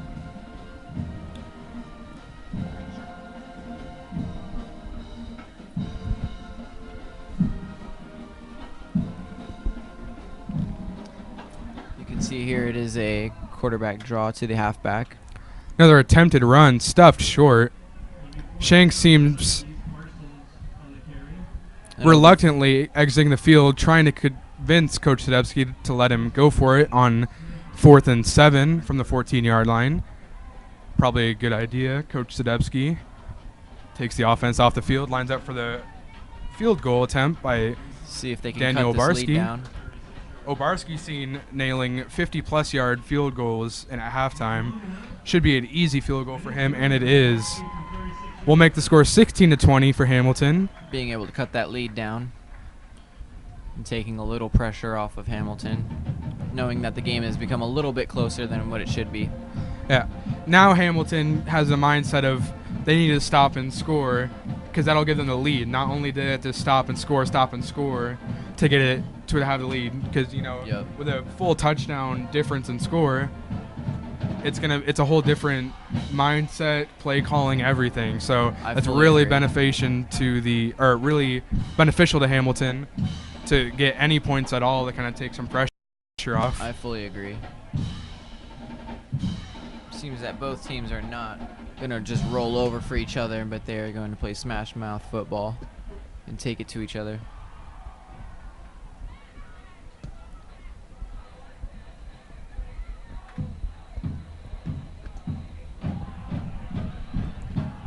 You can see Daniel Obarski, he lines up for the kick. As you can tell, it will most likely be a high fly kick. Yeah, we've seen Obarski here in this first game of the season really force opponents as the ball falls off the tee there. We'll get a reset. But he's really forced opponents to take the ball back and earn the yardage on the kickoffs. Yep. A trend we're seeing more up in the NFL and every level of football now, especially now that in NFL and college football, touchback brings you out to the 25. Coaches aren't happy just giving a team 25 yards to start the drive with.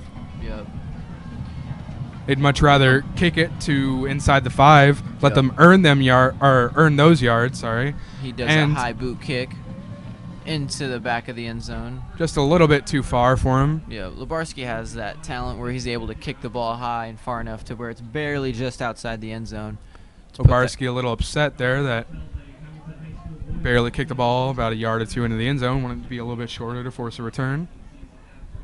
But we're seeing this trend happen in every level of football, all the way up to the pros, because not only does it make them earn the yards and you have a chance to stop them before the 25, but also it greatly increases the chance of a turnover. Yes. Kickoffs are the most probable plays for turnovers, I agree. being that you have two forces heading directly at each other, creating greater collisions. You could see he is in a Shot- shotgun. He throws a cutback.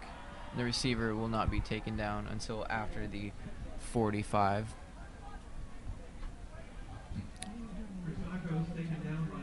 I noticed that. That's a mean second year.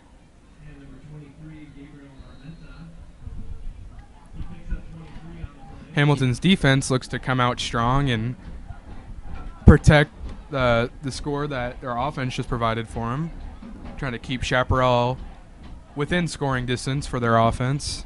You can tell it is a halfback draw to Chaparral, and he is given space, and he will not see any black jerseys around him, and he could take it all the way. And that will be a Chaparral touchdown. 56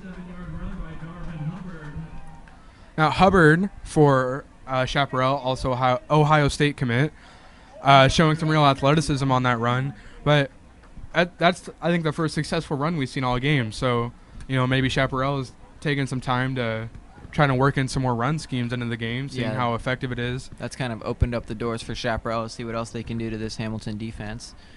Well, and the versatility of Chaparral's offense, having a Ohio State commit quarterback and an Ohio State commit running back, is just incredible. You can't focus on one without the other. You can't leave one uncovered. They'll both make you regret, not covering them. So, as two real weapons and threats back there, you think after passing the entire first half, defenses aren't really expecting a run, especially opening up the drive with a pass. Yes, I fully agree with you. When you focus on one problem, there's another one that's just bugging you. It could be the quarterback or the running back, and they both have the ability to make you pay. So Chaparral extends their lead to about 11, 16 to 27, with about 8 minutes left at the middle of the second quarter, or third quarter.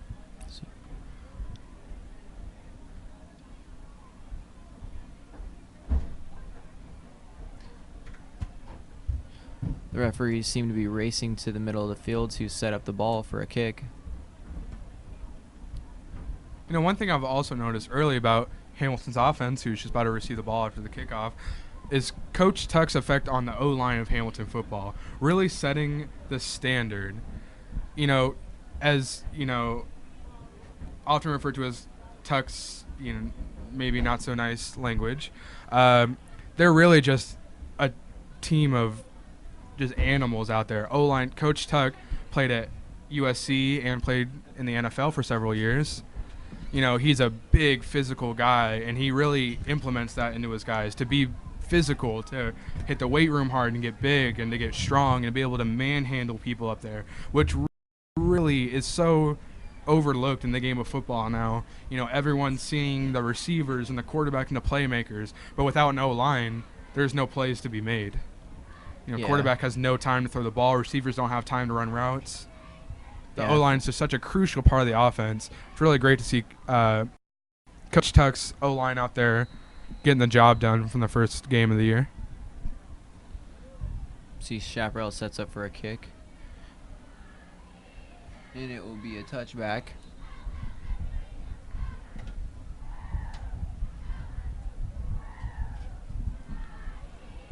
See Hamilton's offense take the field.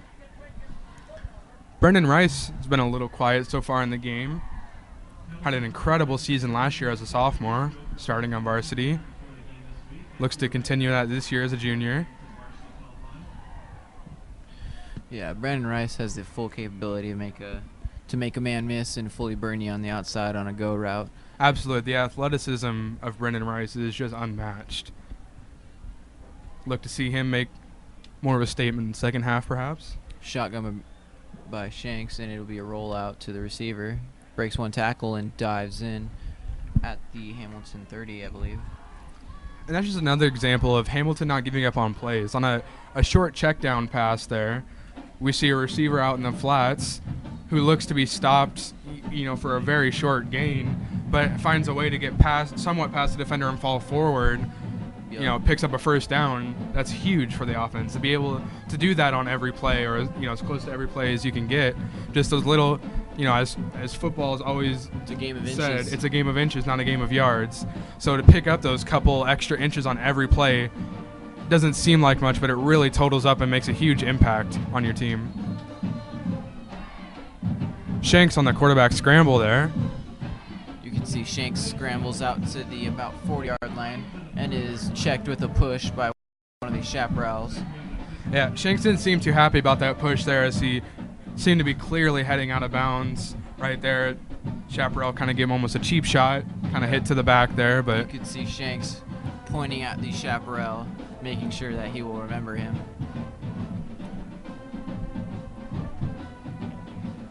It is a timeout.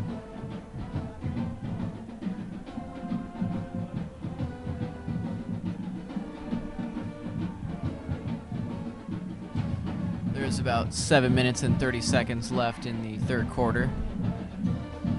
Hamilton seems to be making a statement here, wanting to score on this drive to cut down the lead. You know, I think it's almost crucial that Hamilton scores on this drive. Especially to get, you have the home field advantage, and they're not really utilizing that right now. The game's been kind of stale thus far, leaving, crowd goers somewhat uninterested. Sidelines are dull. We don't see the excitement and the hype that teams need. So hopefully they come out and score early here and score powerfully.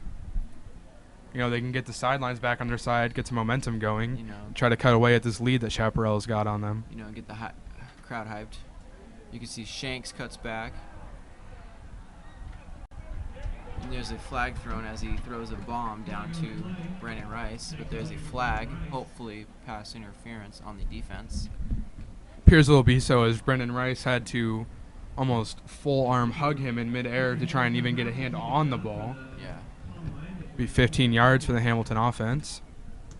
Huge break there. That's almost another one of those passes that Shanks has made a couple times in this game that hasn't worked out too well for him. You see him rolling out in the pocket and throwing off his back foot and really high launch angle, letting it sit in the air for a long time, letting defenders get underneath it.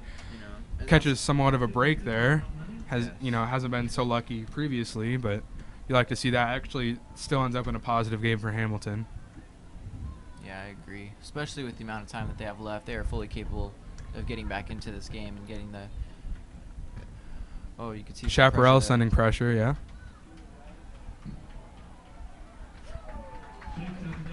Brendan Rice almost just embarrassing the defender up in open field, completely shoving him out of his way to gain a couple more yards. Like a man possessed, not wanting to settle for anything less than a first down there. And you almost wonder if, the trend being able to continue yardage and fight for any extra inch that you can, if that's been instilled by the coaches, because we didn't really see a whole lot of that last year, and we didn't see people fighting for it. We see people get hit and they just go down, and people going down before hits, stepping out of bounds and all that.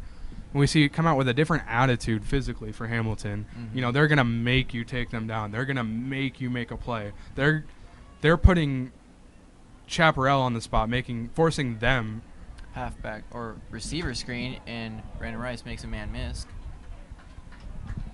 2 consecutive catches for Brandon Rice. He looks to start off the second half with some momentum. About 6 minutes, 30 seconds left in the third quarter. Be 1st and 10 from the 30 for Hamilton. You can see the receivers are lined up in a cluster of trips on the right side. See our running back also on the right side of quarterback Brandon Shanks. Shanks rolls right. Tries to see if there's a man open, and they get him as he will limp into the end zone. Brendan Rice on the touchdown there. Extended play again from Brandon Shanks. That's just the athleticism and the connection they have would really be able to do that. Shanks is known to roll out a lot, so he really needs to have those connections with his receivers to be able to signal to them down the field in an instant where he wants them to go, so he can make an accurate and hopefully successful pass. You see there, the play kind of breaks down, and Shanks rolls out, tries to extend it a bit. It seems almost a connection between him and Brendan Rice, like Brendan Rice knowing where he wants to go before Shanks knows where he wants to go, just being there already ready. Yeah, and that's when the team chemistry plays in, being able to read each other and wanting to make a play for the team. The kick seems to be good. And just like that, Hamilton is back in the game, 23-27.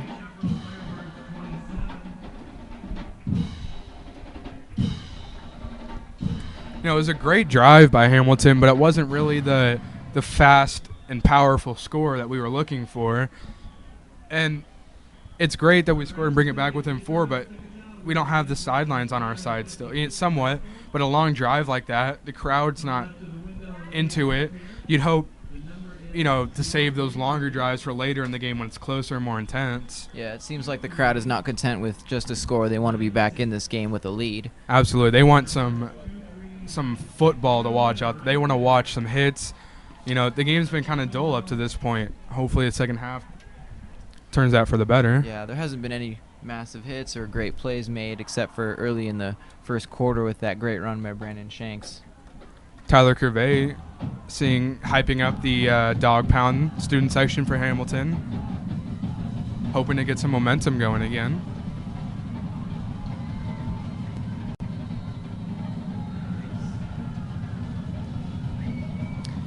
Daniel Obarski with a kick, and it is a booming, barely back into the 8-yard line. We'll see if Chaparral can return this. Chaparral gets a block or two, and he will be forced down at the 35-yard line, give or take. Very highly kicked ball by Daniel Obarski there. You know, has maybe the same power behind it as some of his balls, been known to go through the back of the end zone. But, you know, it just carries in the air so long, dies out maybe shorter of where he wanted it to go on there. Yeah. He caught it about the 10. But that's also part of their strategy, wanting to kick the ball up in the air high enough to where the players can get down there. Yeah, absolutely. You want your defenders down there to be ready so they don't have a chance to return. But, yeah, you know, I think that one just sailed on a little bit there. Not the exact kick he was looking for. Yeah. Chaparral gets a decent return. We'll start their drive from the 35. Let's see if Chaparral can make a statement and score here. Chaparral in shotgun. He steps back and looks for his receiver. Incomplete on the play.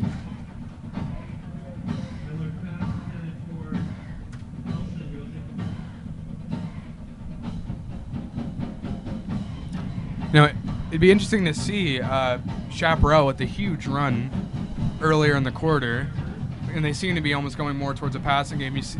Interested to see if they stick with the passing game they carried out for the first half, or they try to go more towards the run style that's proven to be effective early for them here. They stay in shotgun and they hand the ball off the halfback.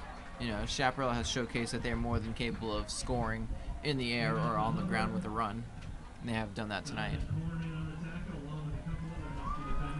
Donovan Korn, a kind of a school favorite, class president. He's a multi-athlete, also does wrestling. Varsity wrestler and varsity starting D lineman, as well as class president for Hamilton.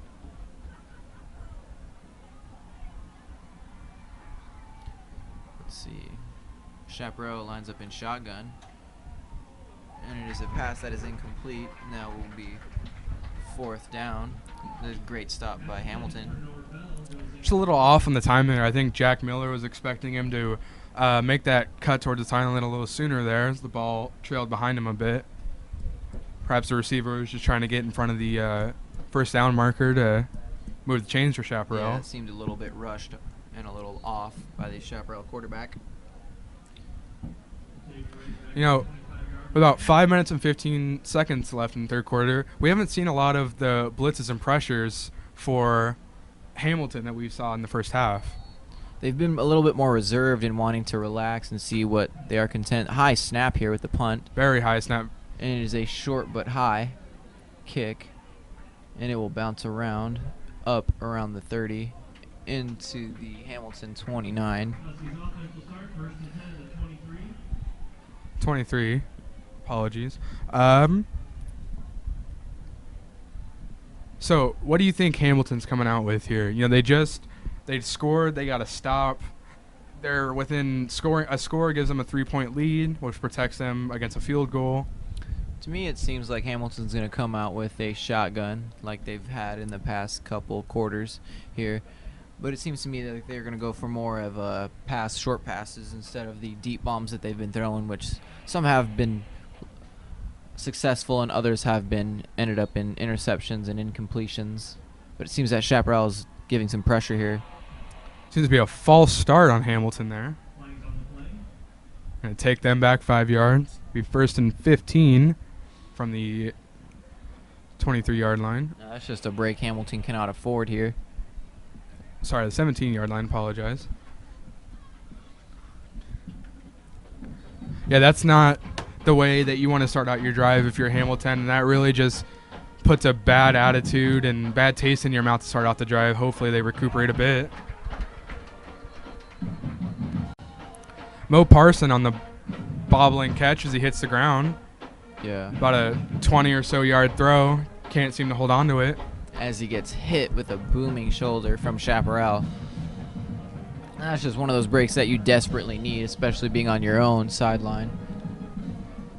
Hamilton's backed up in their own end zone here, looking for a big break. Be 2nd and 15 for Hamilton. They're looking to pass here more than anything. Chaparral sends some pressure. Oh, seems to be a halfback draw. Seldom seen run for Hamilton.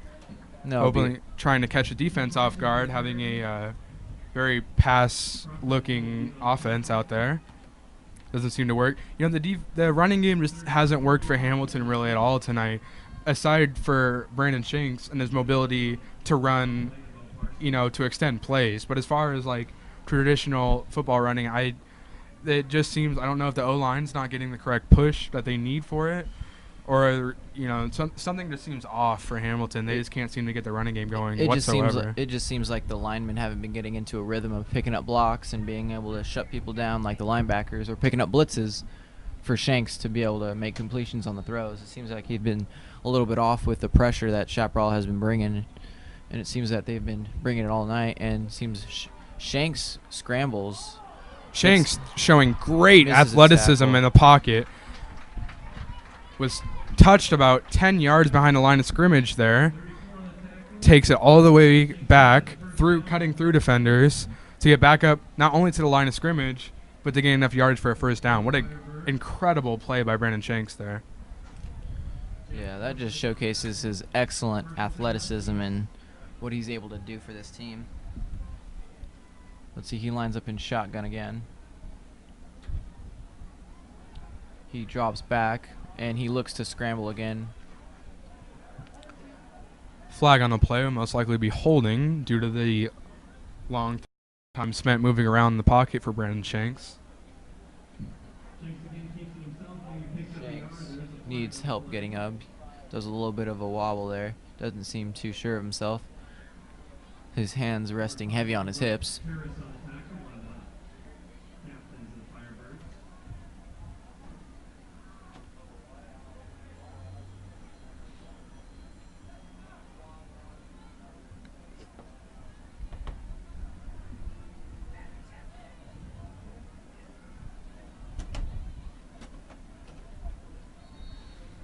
You can see there seems to be taking some time there by the referees. Perhaps some confusion on the play.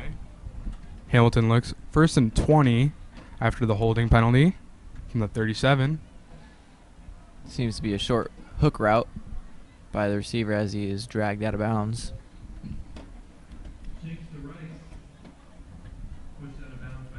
The first play we've seen in a while where Brandon Shanks actually released the ball from in the pocket. We've seen him on multiple occasions extending the play with his feet, you know, whether that be running the ball or just extending it to give him some time to throw the ball from, you know, way deep outside the pocket. But it seems like these risks have been paying off, throwing it off to the sidelines.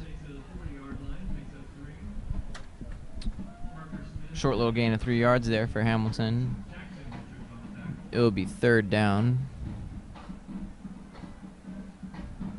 See if Chaparral can hold them here for 8 yards.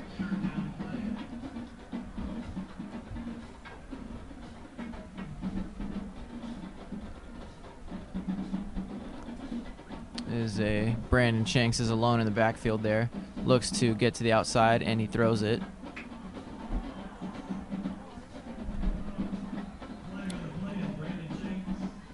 Brennan Rice on the completion there. A great football awareness to be able to, while in midair of the jump for the catch there, be able to turn his head back and expect there was going to be someone there looking to knock him out.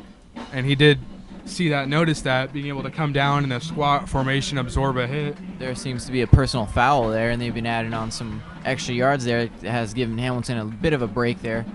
I believe what happened there is, he came down in kind of that squat to kind of anticipate the hit that was coming, and I feel like the defender didn't anticipate that coming and had a set level where he was going to hit him, and Brendan Rice happened to drop into that level where it might be getting into the head range, which is always taken as a safety concern here, and will always have a penalty flag thrown. Yep. More than anything, you want the players to be safe when participating in this violent sport of football.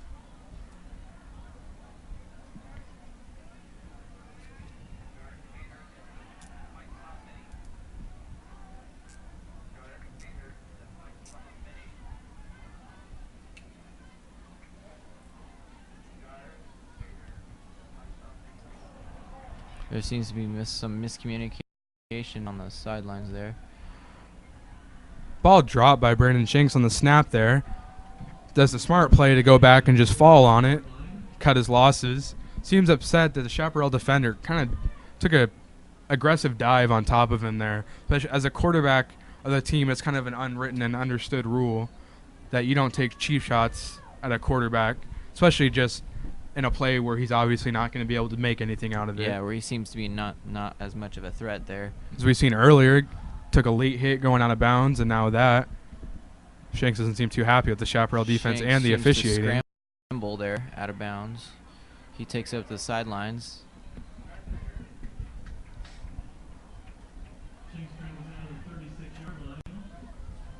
Gets them into about field goal position. See if they can complete this.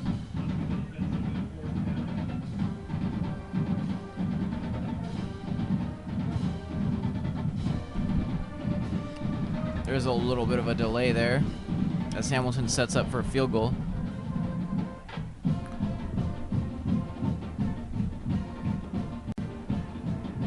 Looks to be about a 44-yard field goal for Hamilton here.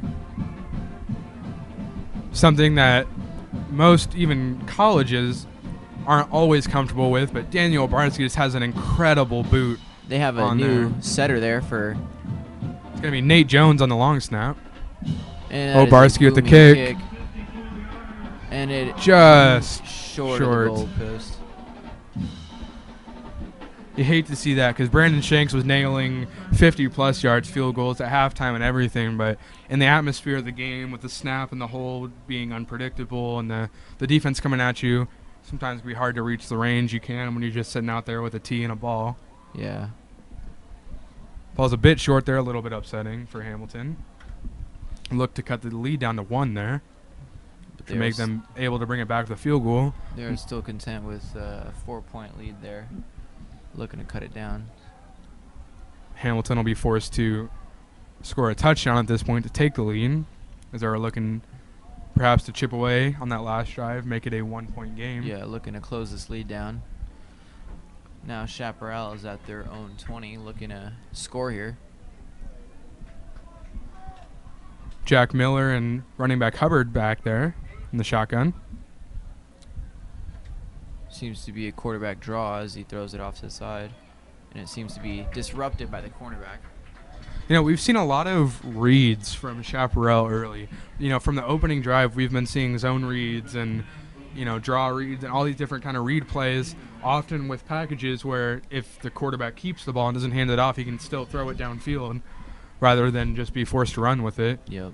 Seems to be a huge part of their offense. Hamilton's defense seems to wanting to make a statement here and not give up any yards for Chaparral and keep them backed up in their own 20. Let's see if they can hold them to that. It is a handoff to running back Hubbard. He is stuffed. You see that Hamilton defense just pounce on running back Hubbard for Chaparral there, not allowing him any gain whatsoever.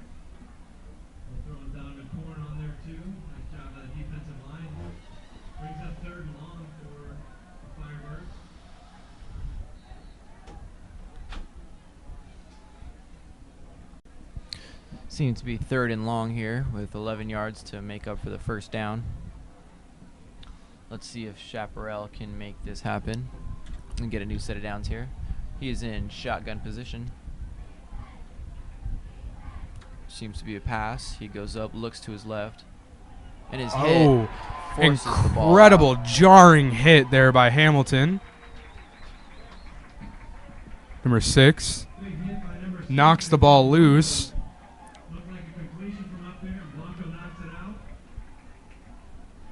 Would have been an easy catch there for the receiver, but, you know, turning around and having a Hamilton defender coming full speed at you is never a great sight.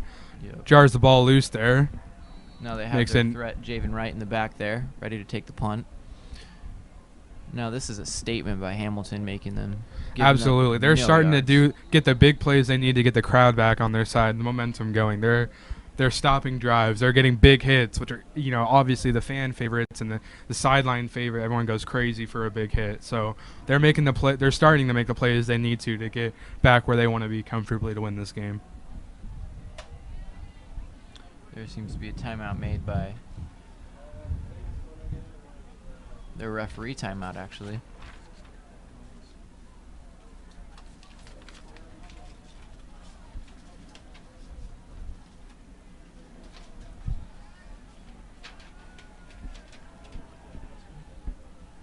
Both teams seem to come up with a game plan before heading out onto the field.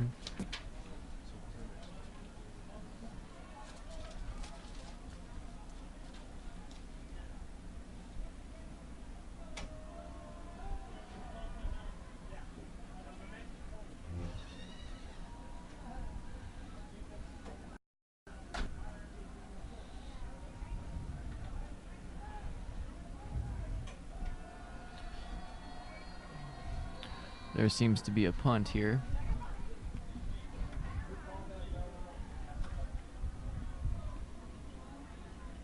Low punt.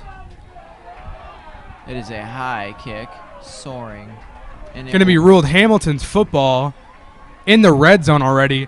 You can't ask for a much better starting position for your offense than to start the game, or start the drive, rather, in the red zone.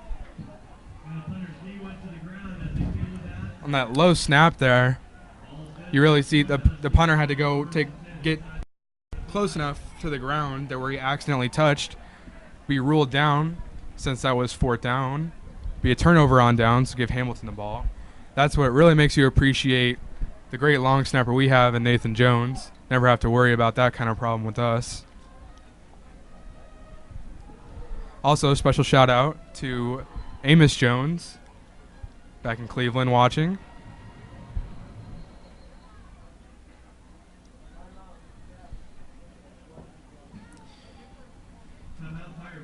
You can see timeout Firebirds coming up with a game plan to hopefully stop Hamilton from gaining 2 yards for a touchdown and hopefully taking the lead. Yeah, Chaparral seemed to, even in a very neck and neck in a way first half, they seem to be the more dominant team going into the second half, where Hamilton's kind of taken over that. They've had the big hits and the plays we talked about at halftime that you need to get the momentum on your side to be able to do that. So now that Hamilton starts to take momentum back, Chaparral's got to find a way to combat that, because their lead's dwindling, and the way Hamilton's playing, it doesn't look like they'll have one very soon. So, hope, you know, the brand new coaching staff over there, hopefully they have enough chemistry to try and work something out. Hopefully after this game that Hamilton can come together and figure out what their mistakes are on the game, and hopefully make a successful season. Absolutely, the dreaded Sunday film or a Saturday film session. Sorry, never a favorite of the players, but much needed aspect of the coaching. You can see Hamilton lined up in I formation the first time of the. And it handed off up the middle for the score. Number 11, Mo Parson on the run, right up the middle.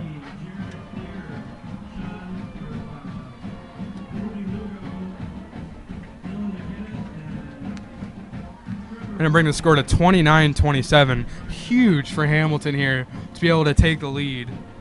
You know, after being trailing for so long, the momentum's really shifted. Seems like Hamilton's in a really good spot where they want to be right now. Now keeping Hamilton back in this game. Nate Jones out there alone for a sec until his team comes out and accompanies him for the extra point.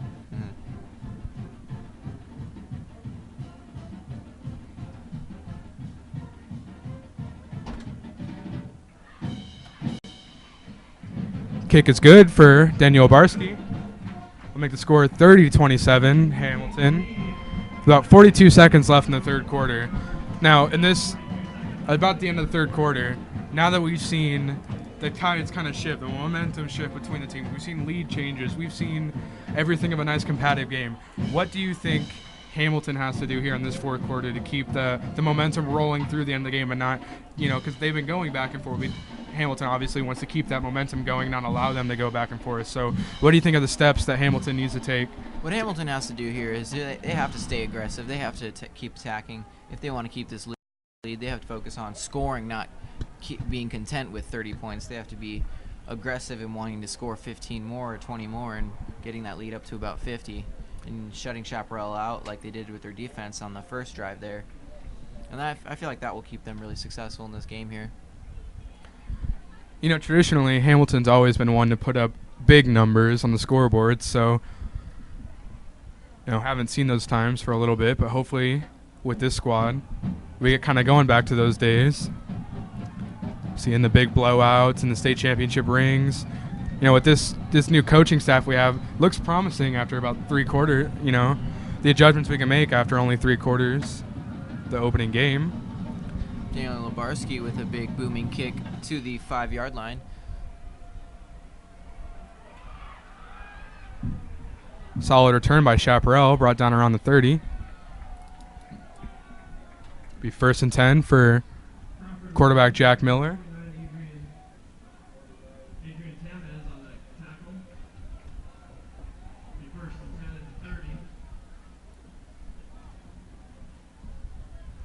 You can see Hamilton's defense marching out onto the field.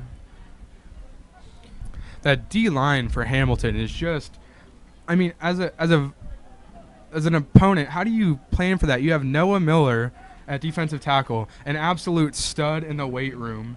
We have Donovan Korn and we have John DeMore, two of the fastest, you know, most athletic, strongest guys I've ever known in my life. I mean, how do you combat that as an offense going against that D line? You know, the only thing you can battle against that is having great team chemistry with your O-line. That is a great catch by Chaparral. It's a great point about the team chemistry in the O-line. You know, everything on paper, especially for O-line in a very overlooked position often, there's so much deeper to the O-line. There's schemes and audibles and all this stuff that people don't understand. And a great team chemistry is necessary to be able to do that. You know, you need to be able to look, you know, during a play, look over and sense that your teammate needs help. So that chemistry is so crucial on the O-line. You can see Hamilton sending some pressure, and it is a halfback draw, and he will be stuffed. That defensive front for Hamilton just, I mean, having their way with Chaparral right now. Just absolutely blew through all gaps possible there to stuff that run. You can see Hamilton there starting to come into a groove with their defensive line, starting to make some plays there. And that'll do it for the 3rd quarter. Score Hamilton 30, Chaparral 27 from Jerry Loper Field, live here in Chandler, Arizona.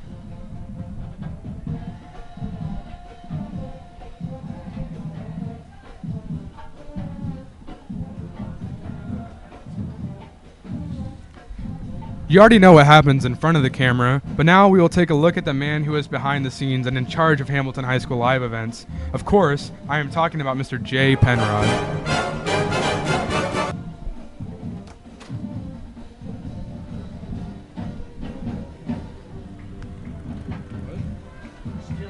So I'm the AV tech for Hamilton High School. I'm in my 4th year at Hamilton.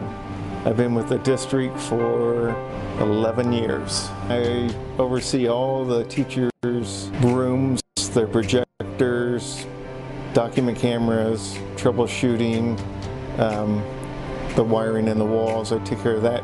I also take care of the auditorium, the lighting. We have shows on the weekends. Also, I take care of the football field, audio, and this live streaming on the game nights. And we also take care of any problems during the game, like scoreboard problems. I also take care of the baseball fields, scoreboards, and then the cafeteria. I make sure all the announcements are up and running during lunches. My job's so important Back on the field, because snap to I Jack keep Miller, the dropped. technology. Falls on it for a loss. We'd like to thank Mr. Penrod for taking care of every single detail at our school. Everything behind the scenes that us students don't appreciate. Please, if you see Mr. Penrod in the hallways, say hi to him. Let him know you appreciate him and all the work and hours he gives to the school.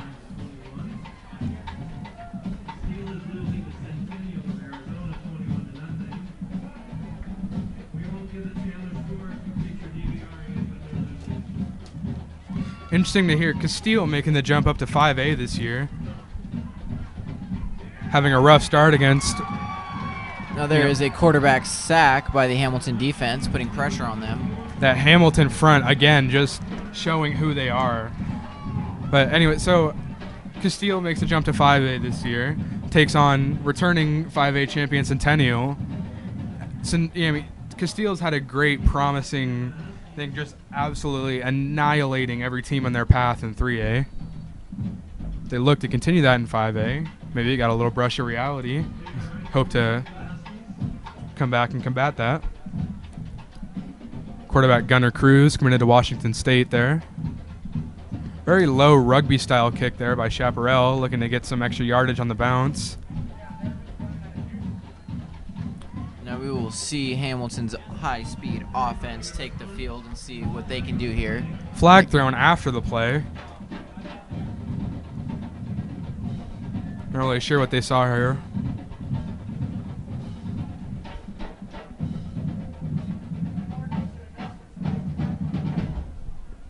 Appears to be against Chaparral. Not entirely sure.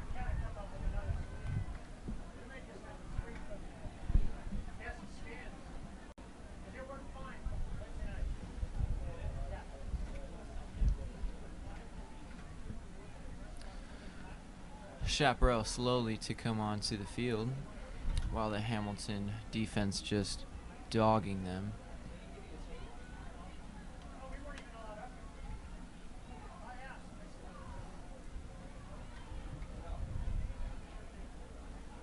Seems to be a little bit of mishaps there.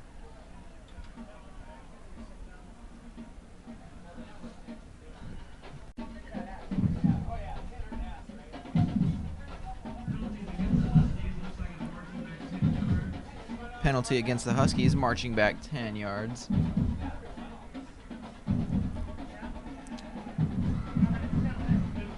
Hamilton backed up in their own 10-yard line. Not good for them, especially with the lead that they need. About 10.5 minutes left in this fourth quarter. Hamilton up by 3.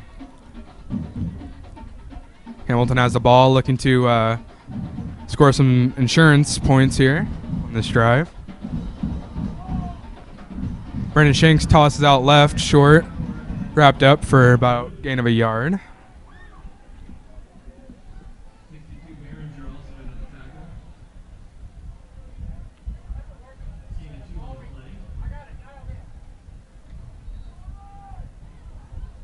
Be 2nd and 8 from the 15. Just under 10 minutes left in the fourth quarter. That clock is running, as I'm sure Hamilton is well aware of and keeping an eye on. Coach Zdebski most likely trying to run the clock out as much as he can here, give Chaparral the least amount of time to come back, while being able to still score. So he's definitely not going with a play it safe style play call. That is just a... That is just one of those plays we've seen all night from Brandon Shanks. The quick judgments that are just really detrimenting the team right now. That's 3 turnovers for Brandon Shanks. Mm-hmm. You know, he's had a great night, you know, being able to command the offense, and he's scored, and he's had big, you know, started off the game with a big 70-something yard run from scrimmage. You know, the second play, he's really had control, and he's had his moments, but he's also had his negative moments, you know, to be coupled with that. 3 turnovers. You know, you could throw for 500 yards and 5 touchdowns, but you can't have 3 turnovers a game. So that's just a bad judgmental part by Hamilton's QB Brandon Shanks, but we will look to rebound here with our commanding defense here. Hopefully shut off the light that Chaparral has been given. Chaparral starts the drive from the 47, 1st and 10. Pressure given. Quarterback Jack Miller absolutely annihilated after the throw there. Be Derek Porter coming off the left edge and just giving Jack Miller a reality check. Really, after Miller was a full extension and had his ribs exposed, that's the worst spot to get hit, and Derek Porter made him pay. Yep.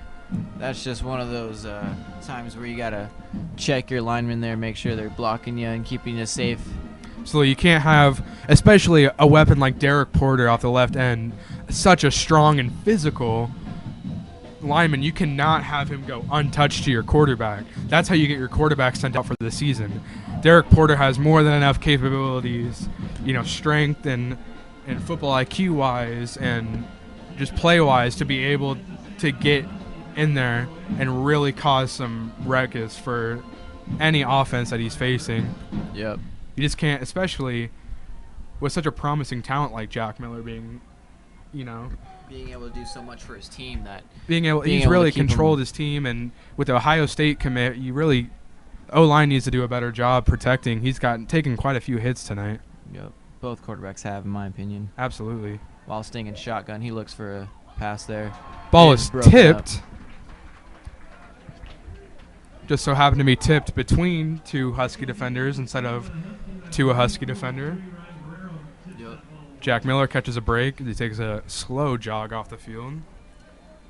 You can see the Hamilton defense is just shutting the life out of Chaparral's offense here. Hamilton's defense has been incredible this second half.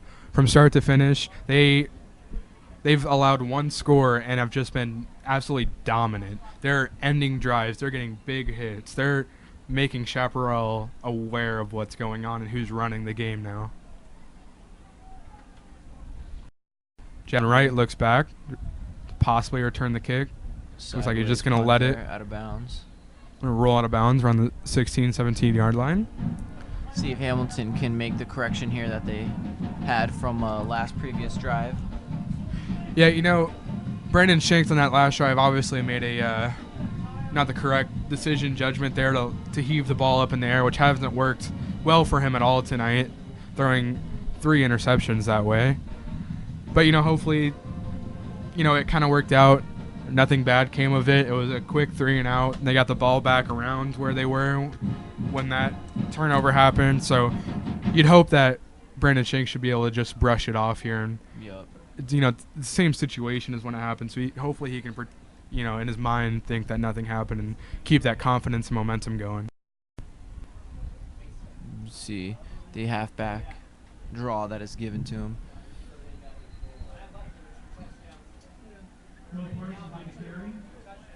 Mo Parson has been the target lately in the second half for Hamilton. Looking to make a big score here. Pickups only about 5 yards there. Makes it 2nd and 5.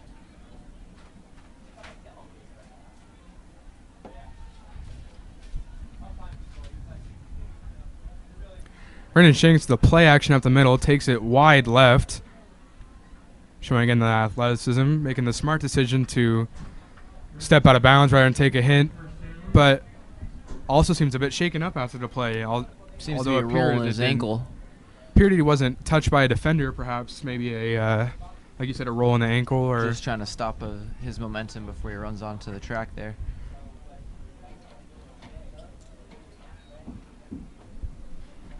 About 8.5 minutes left here in the fourth quarter. Shanks hobbles back behind the pocket for the next snap. That is a halfback give, and he is forced. Aggressively thrown down by a swarm of white jerseys of Chaparral.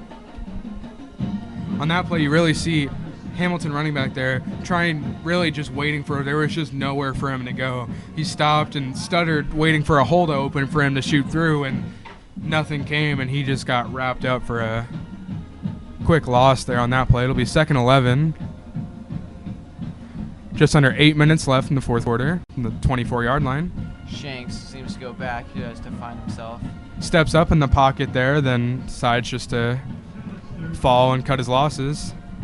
A little slow to get up, considering the slight injuries we've seen him sustain in this game. Does that worry you at all if you're a coach, seeing your starting star quarterback? That does worry me a little bit, but I do know that if I have to pull him out and keep him healthy for the rest of the season, I can rely on my second-string quarterback. Absolutely. Peyton Poe has been a great asset for this program.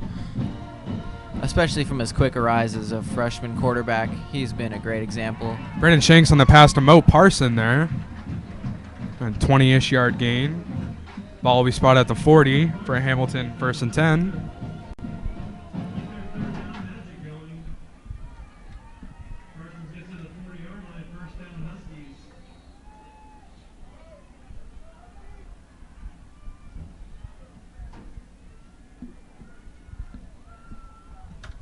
See here, Shanks lined up in shotgun, halfback draw.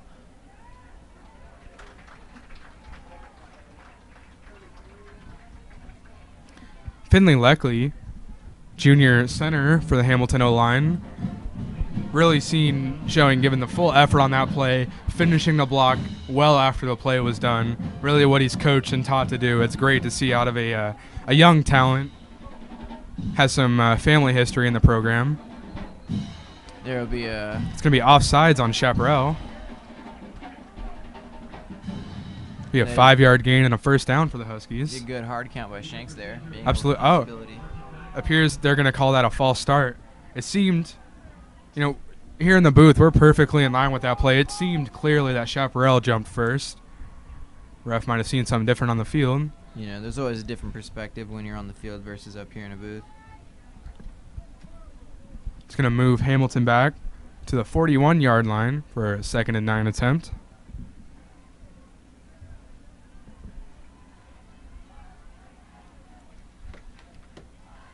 Shank back in shotgun position, throws the ball up to Rice. There seems to be a flag down. Possible. Rice really fishing for the penalty call there almost. Didn't even throw his hands up to make an attempt on that ball as it sailed. Seems like reasonably within catching distance. How little hand fighting, which is natural.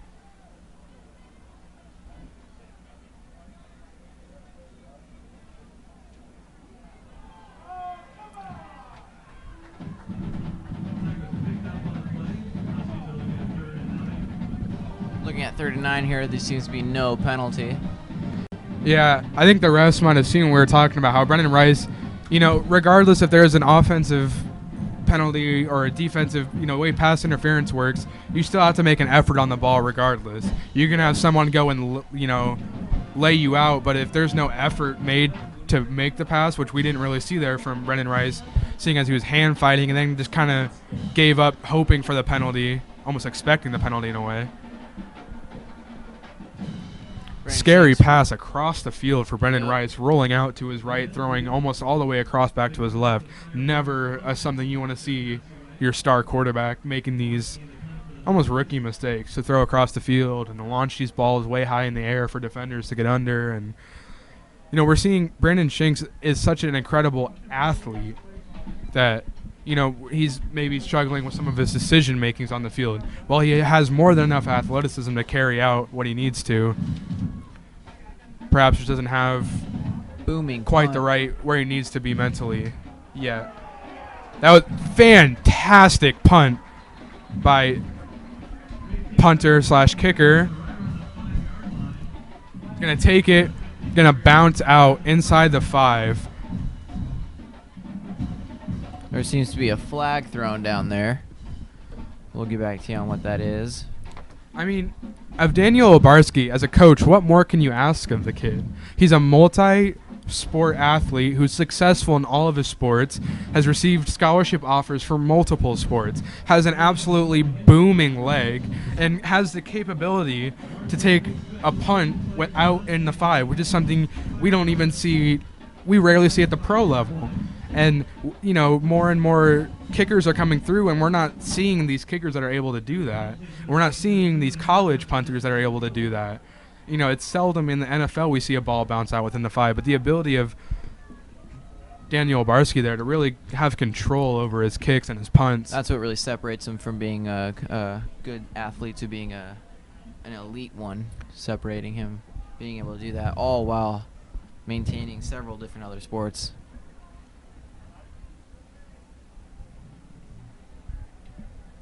There's a little timeout called.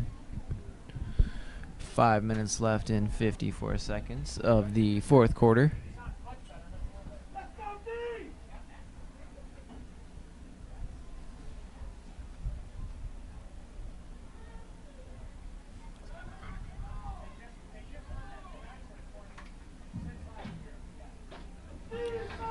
Have a little break here. Sees Chaparral's taking a timeout.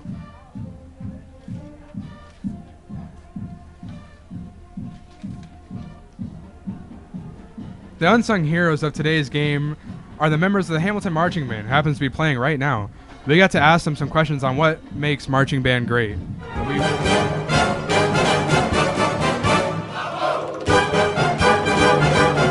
that story back to you. We have another timeout or break in time as the action resumes back on the field. Jack Miller takes a snap in his own end zone.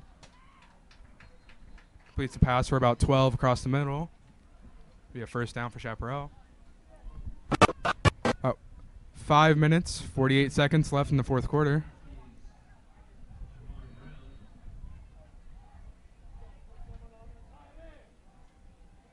Ball will be placed at the 14-yard line.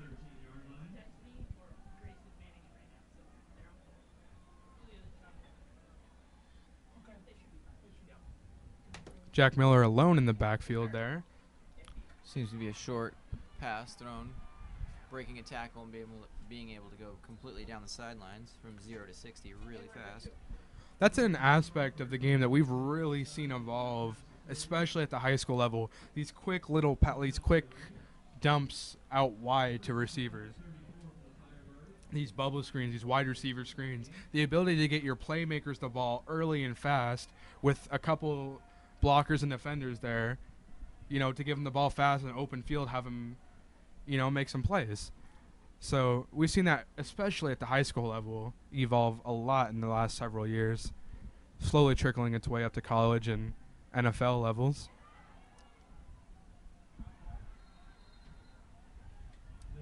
Another pass about 10 yards there. That is a good reception at the edge of the field there.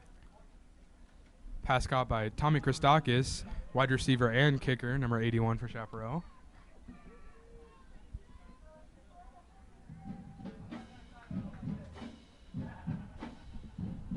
Seems to be about 4 minutes left. We haven't heard from that Hamilton defensive front in a while. I expect them to make a play here shortly. They show pressure here. Ryan Guerrero, back in the game from an injury earlier, is going to get drawn off sides by the hard count of Jack Miller of Chaparral. Be a 5-yard penalty for Hamilton and a first down for Chaparral. Just under 5 minutes left in the fourth quarter.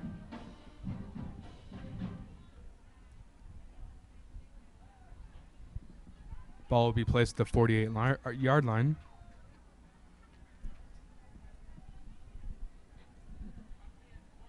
Chaparral looking to take the lead back here from Hamilton with very little time left in this game. The problems they're facing, they have absolutely no momentum, it seems like, right now. I mean, every play is a long break. They're not capitalizing on their good plays. They're getting stuffed on plays like these. It's going to be really interesting to see if they're able to come back and score with the really low momentum they have right now. See if they can build that up. Yeah. Also, trying to be cautious of the clock. It's hard to be able to run the clock and keep momentum at the same time. Yeah. Trying to dwindle that clock down for a possible score late, not leaving Hamilton any time left. Perhaps a field goal to tie it up or a touchdown to win it. Yeah, the only problem here that the coaches have is wanting to be able to score but not leave enough time for the opposing team to get an extra field goal in and tie it up or take the lead with a touchdown. Great stand there by offensive line for Chaparral, giving Jack Miller plenty of time to throw. Ball is dropped, however. Will be 3rd and 7 from the 49. Just over 4 minutes left in the fourth quarter.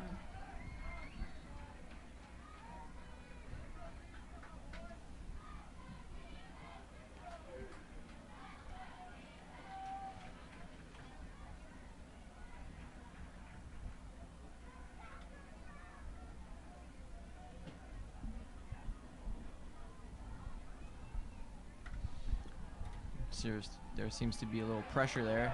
Derek Porter again.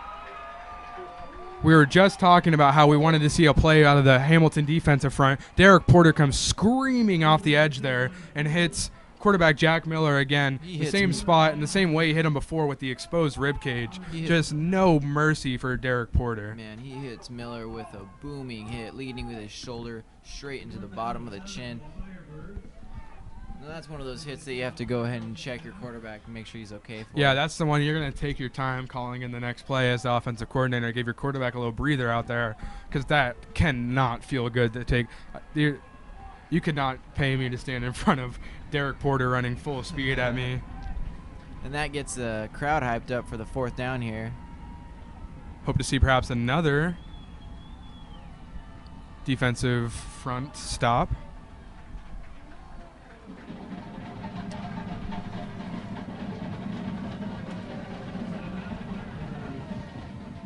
Back to our story from before. The unsung heroes of today's game are the members of the Hamilton Marching Band. We got to ask them some questions on what makes marching band great.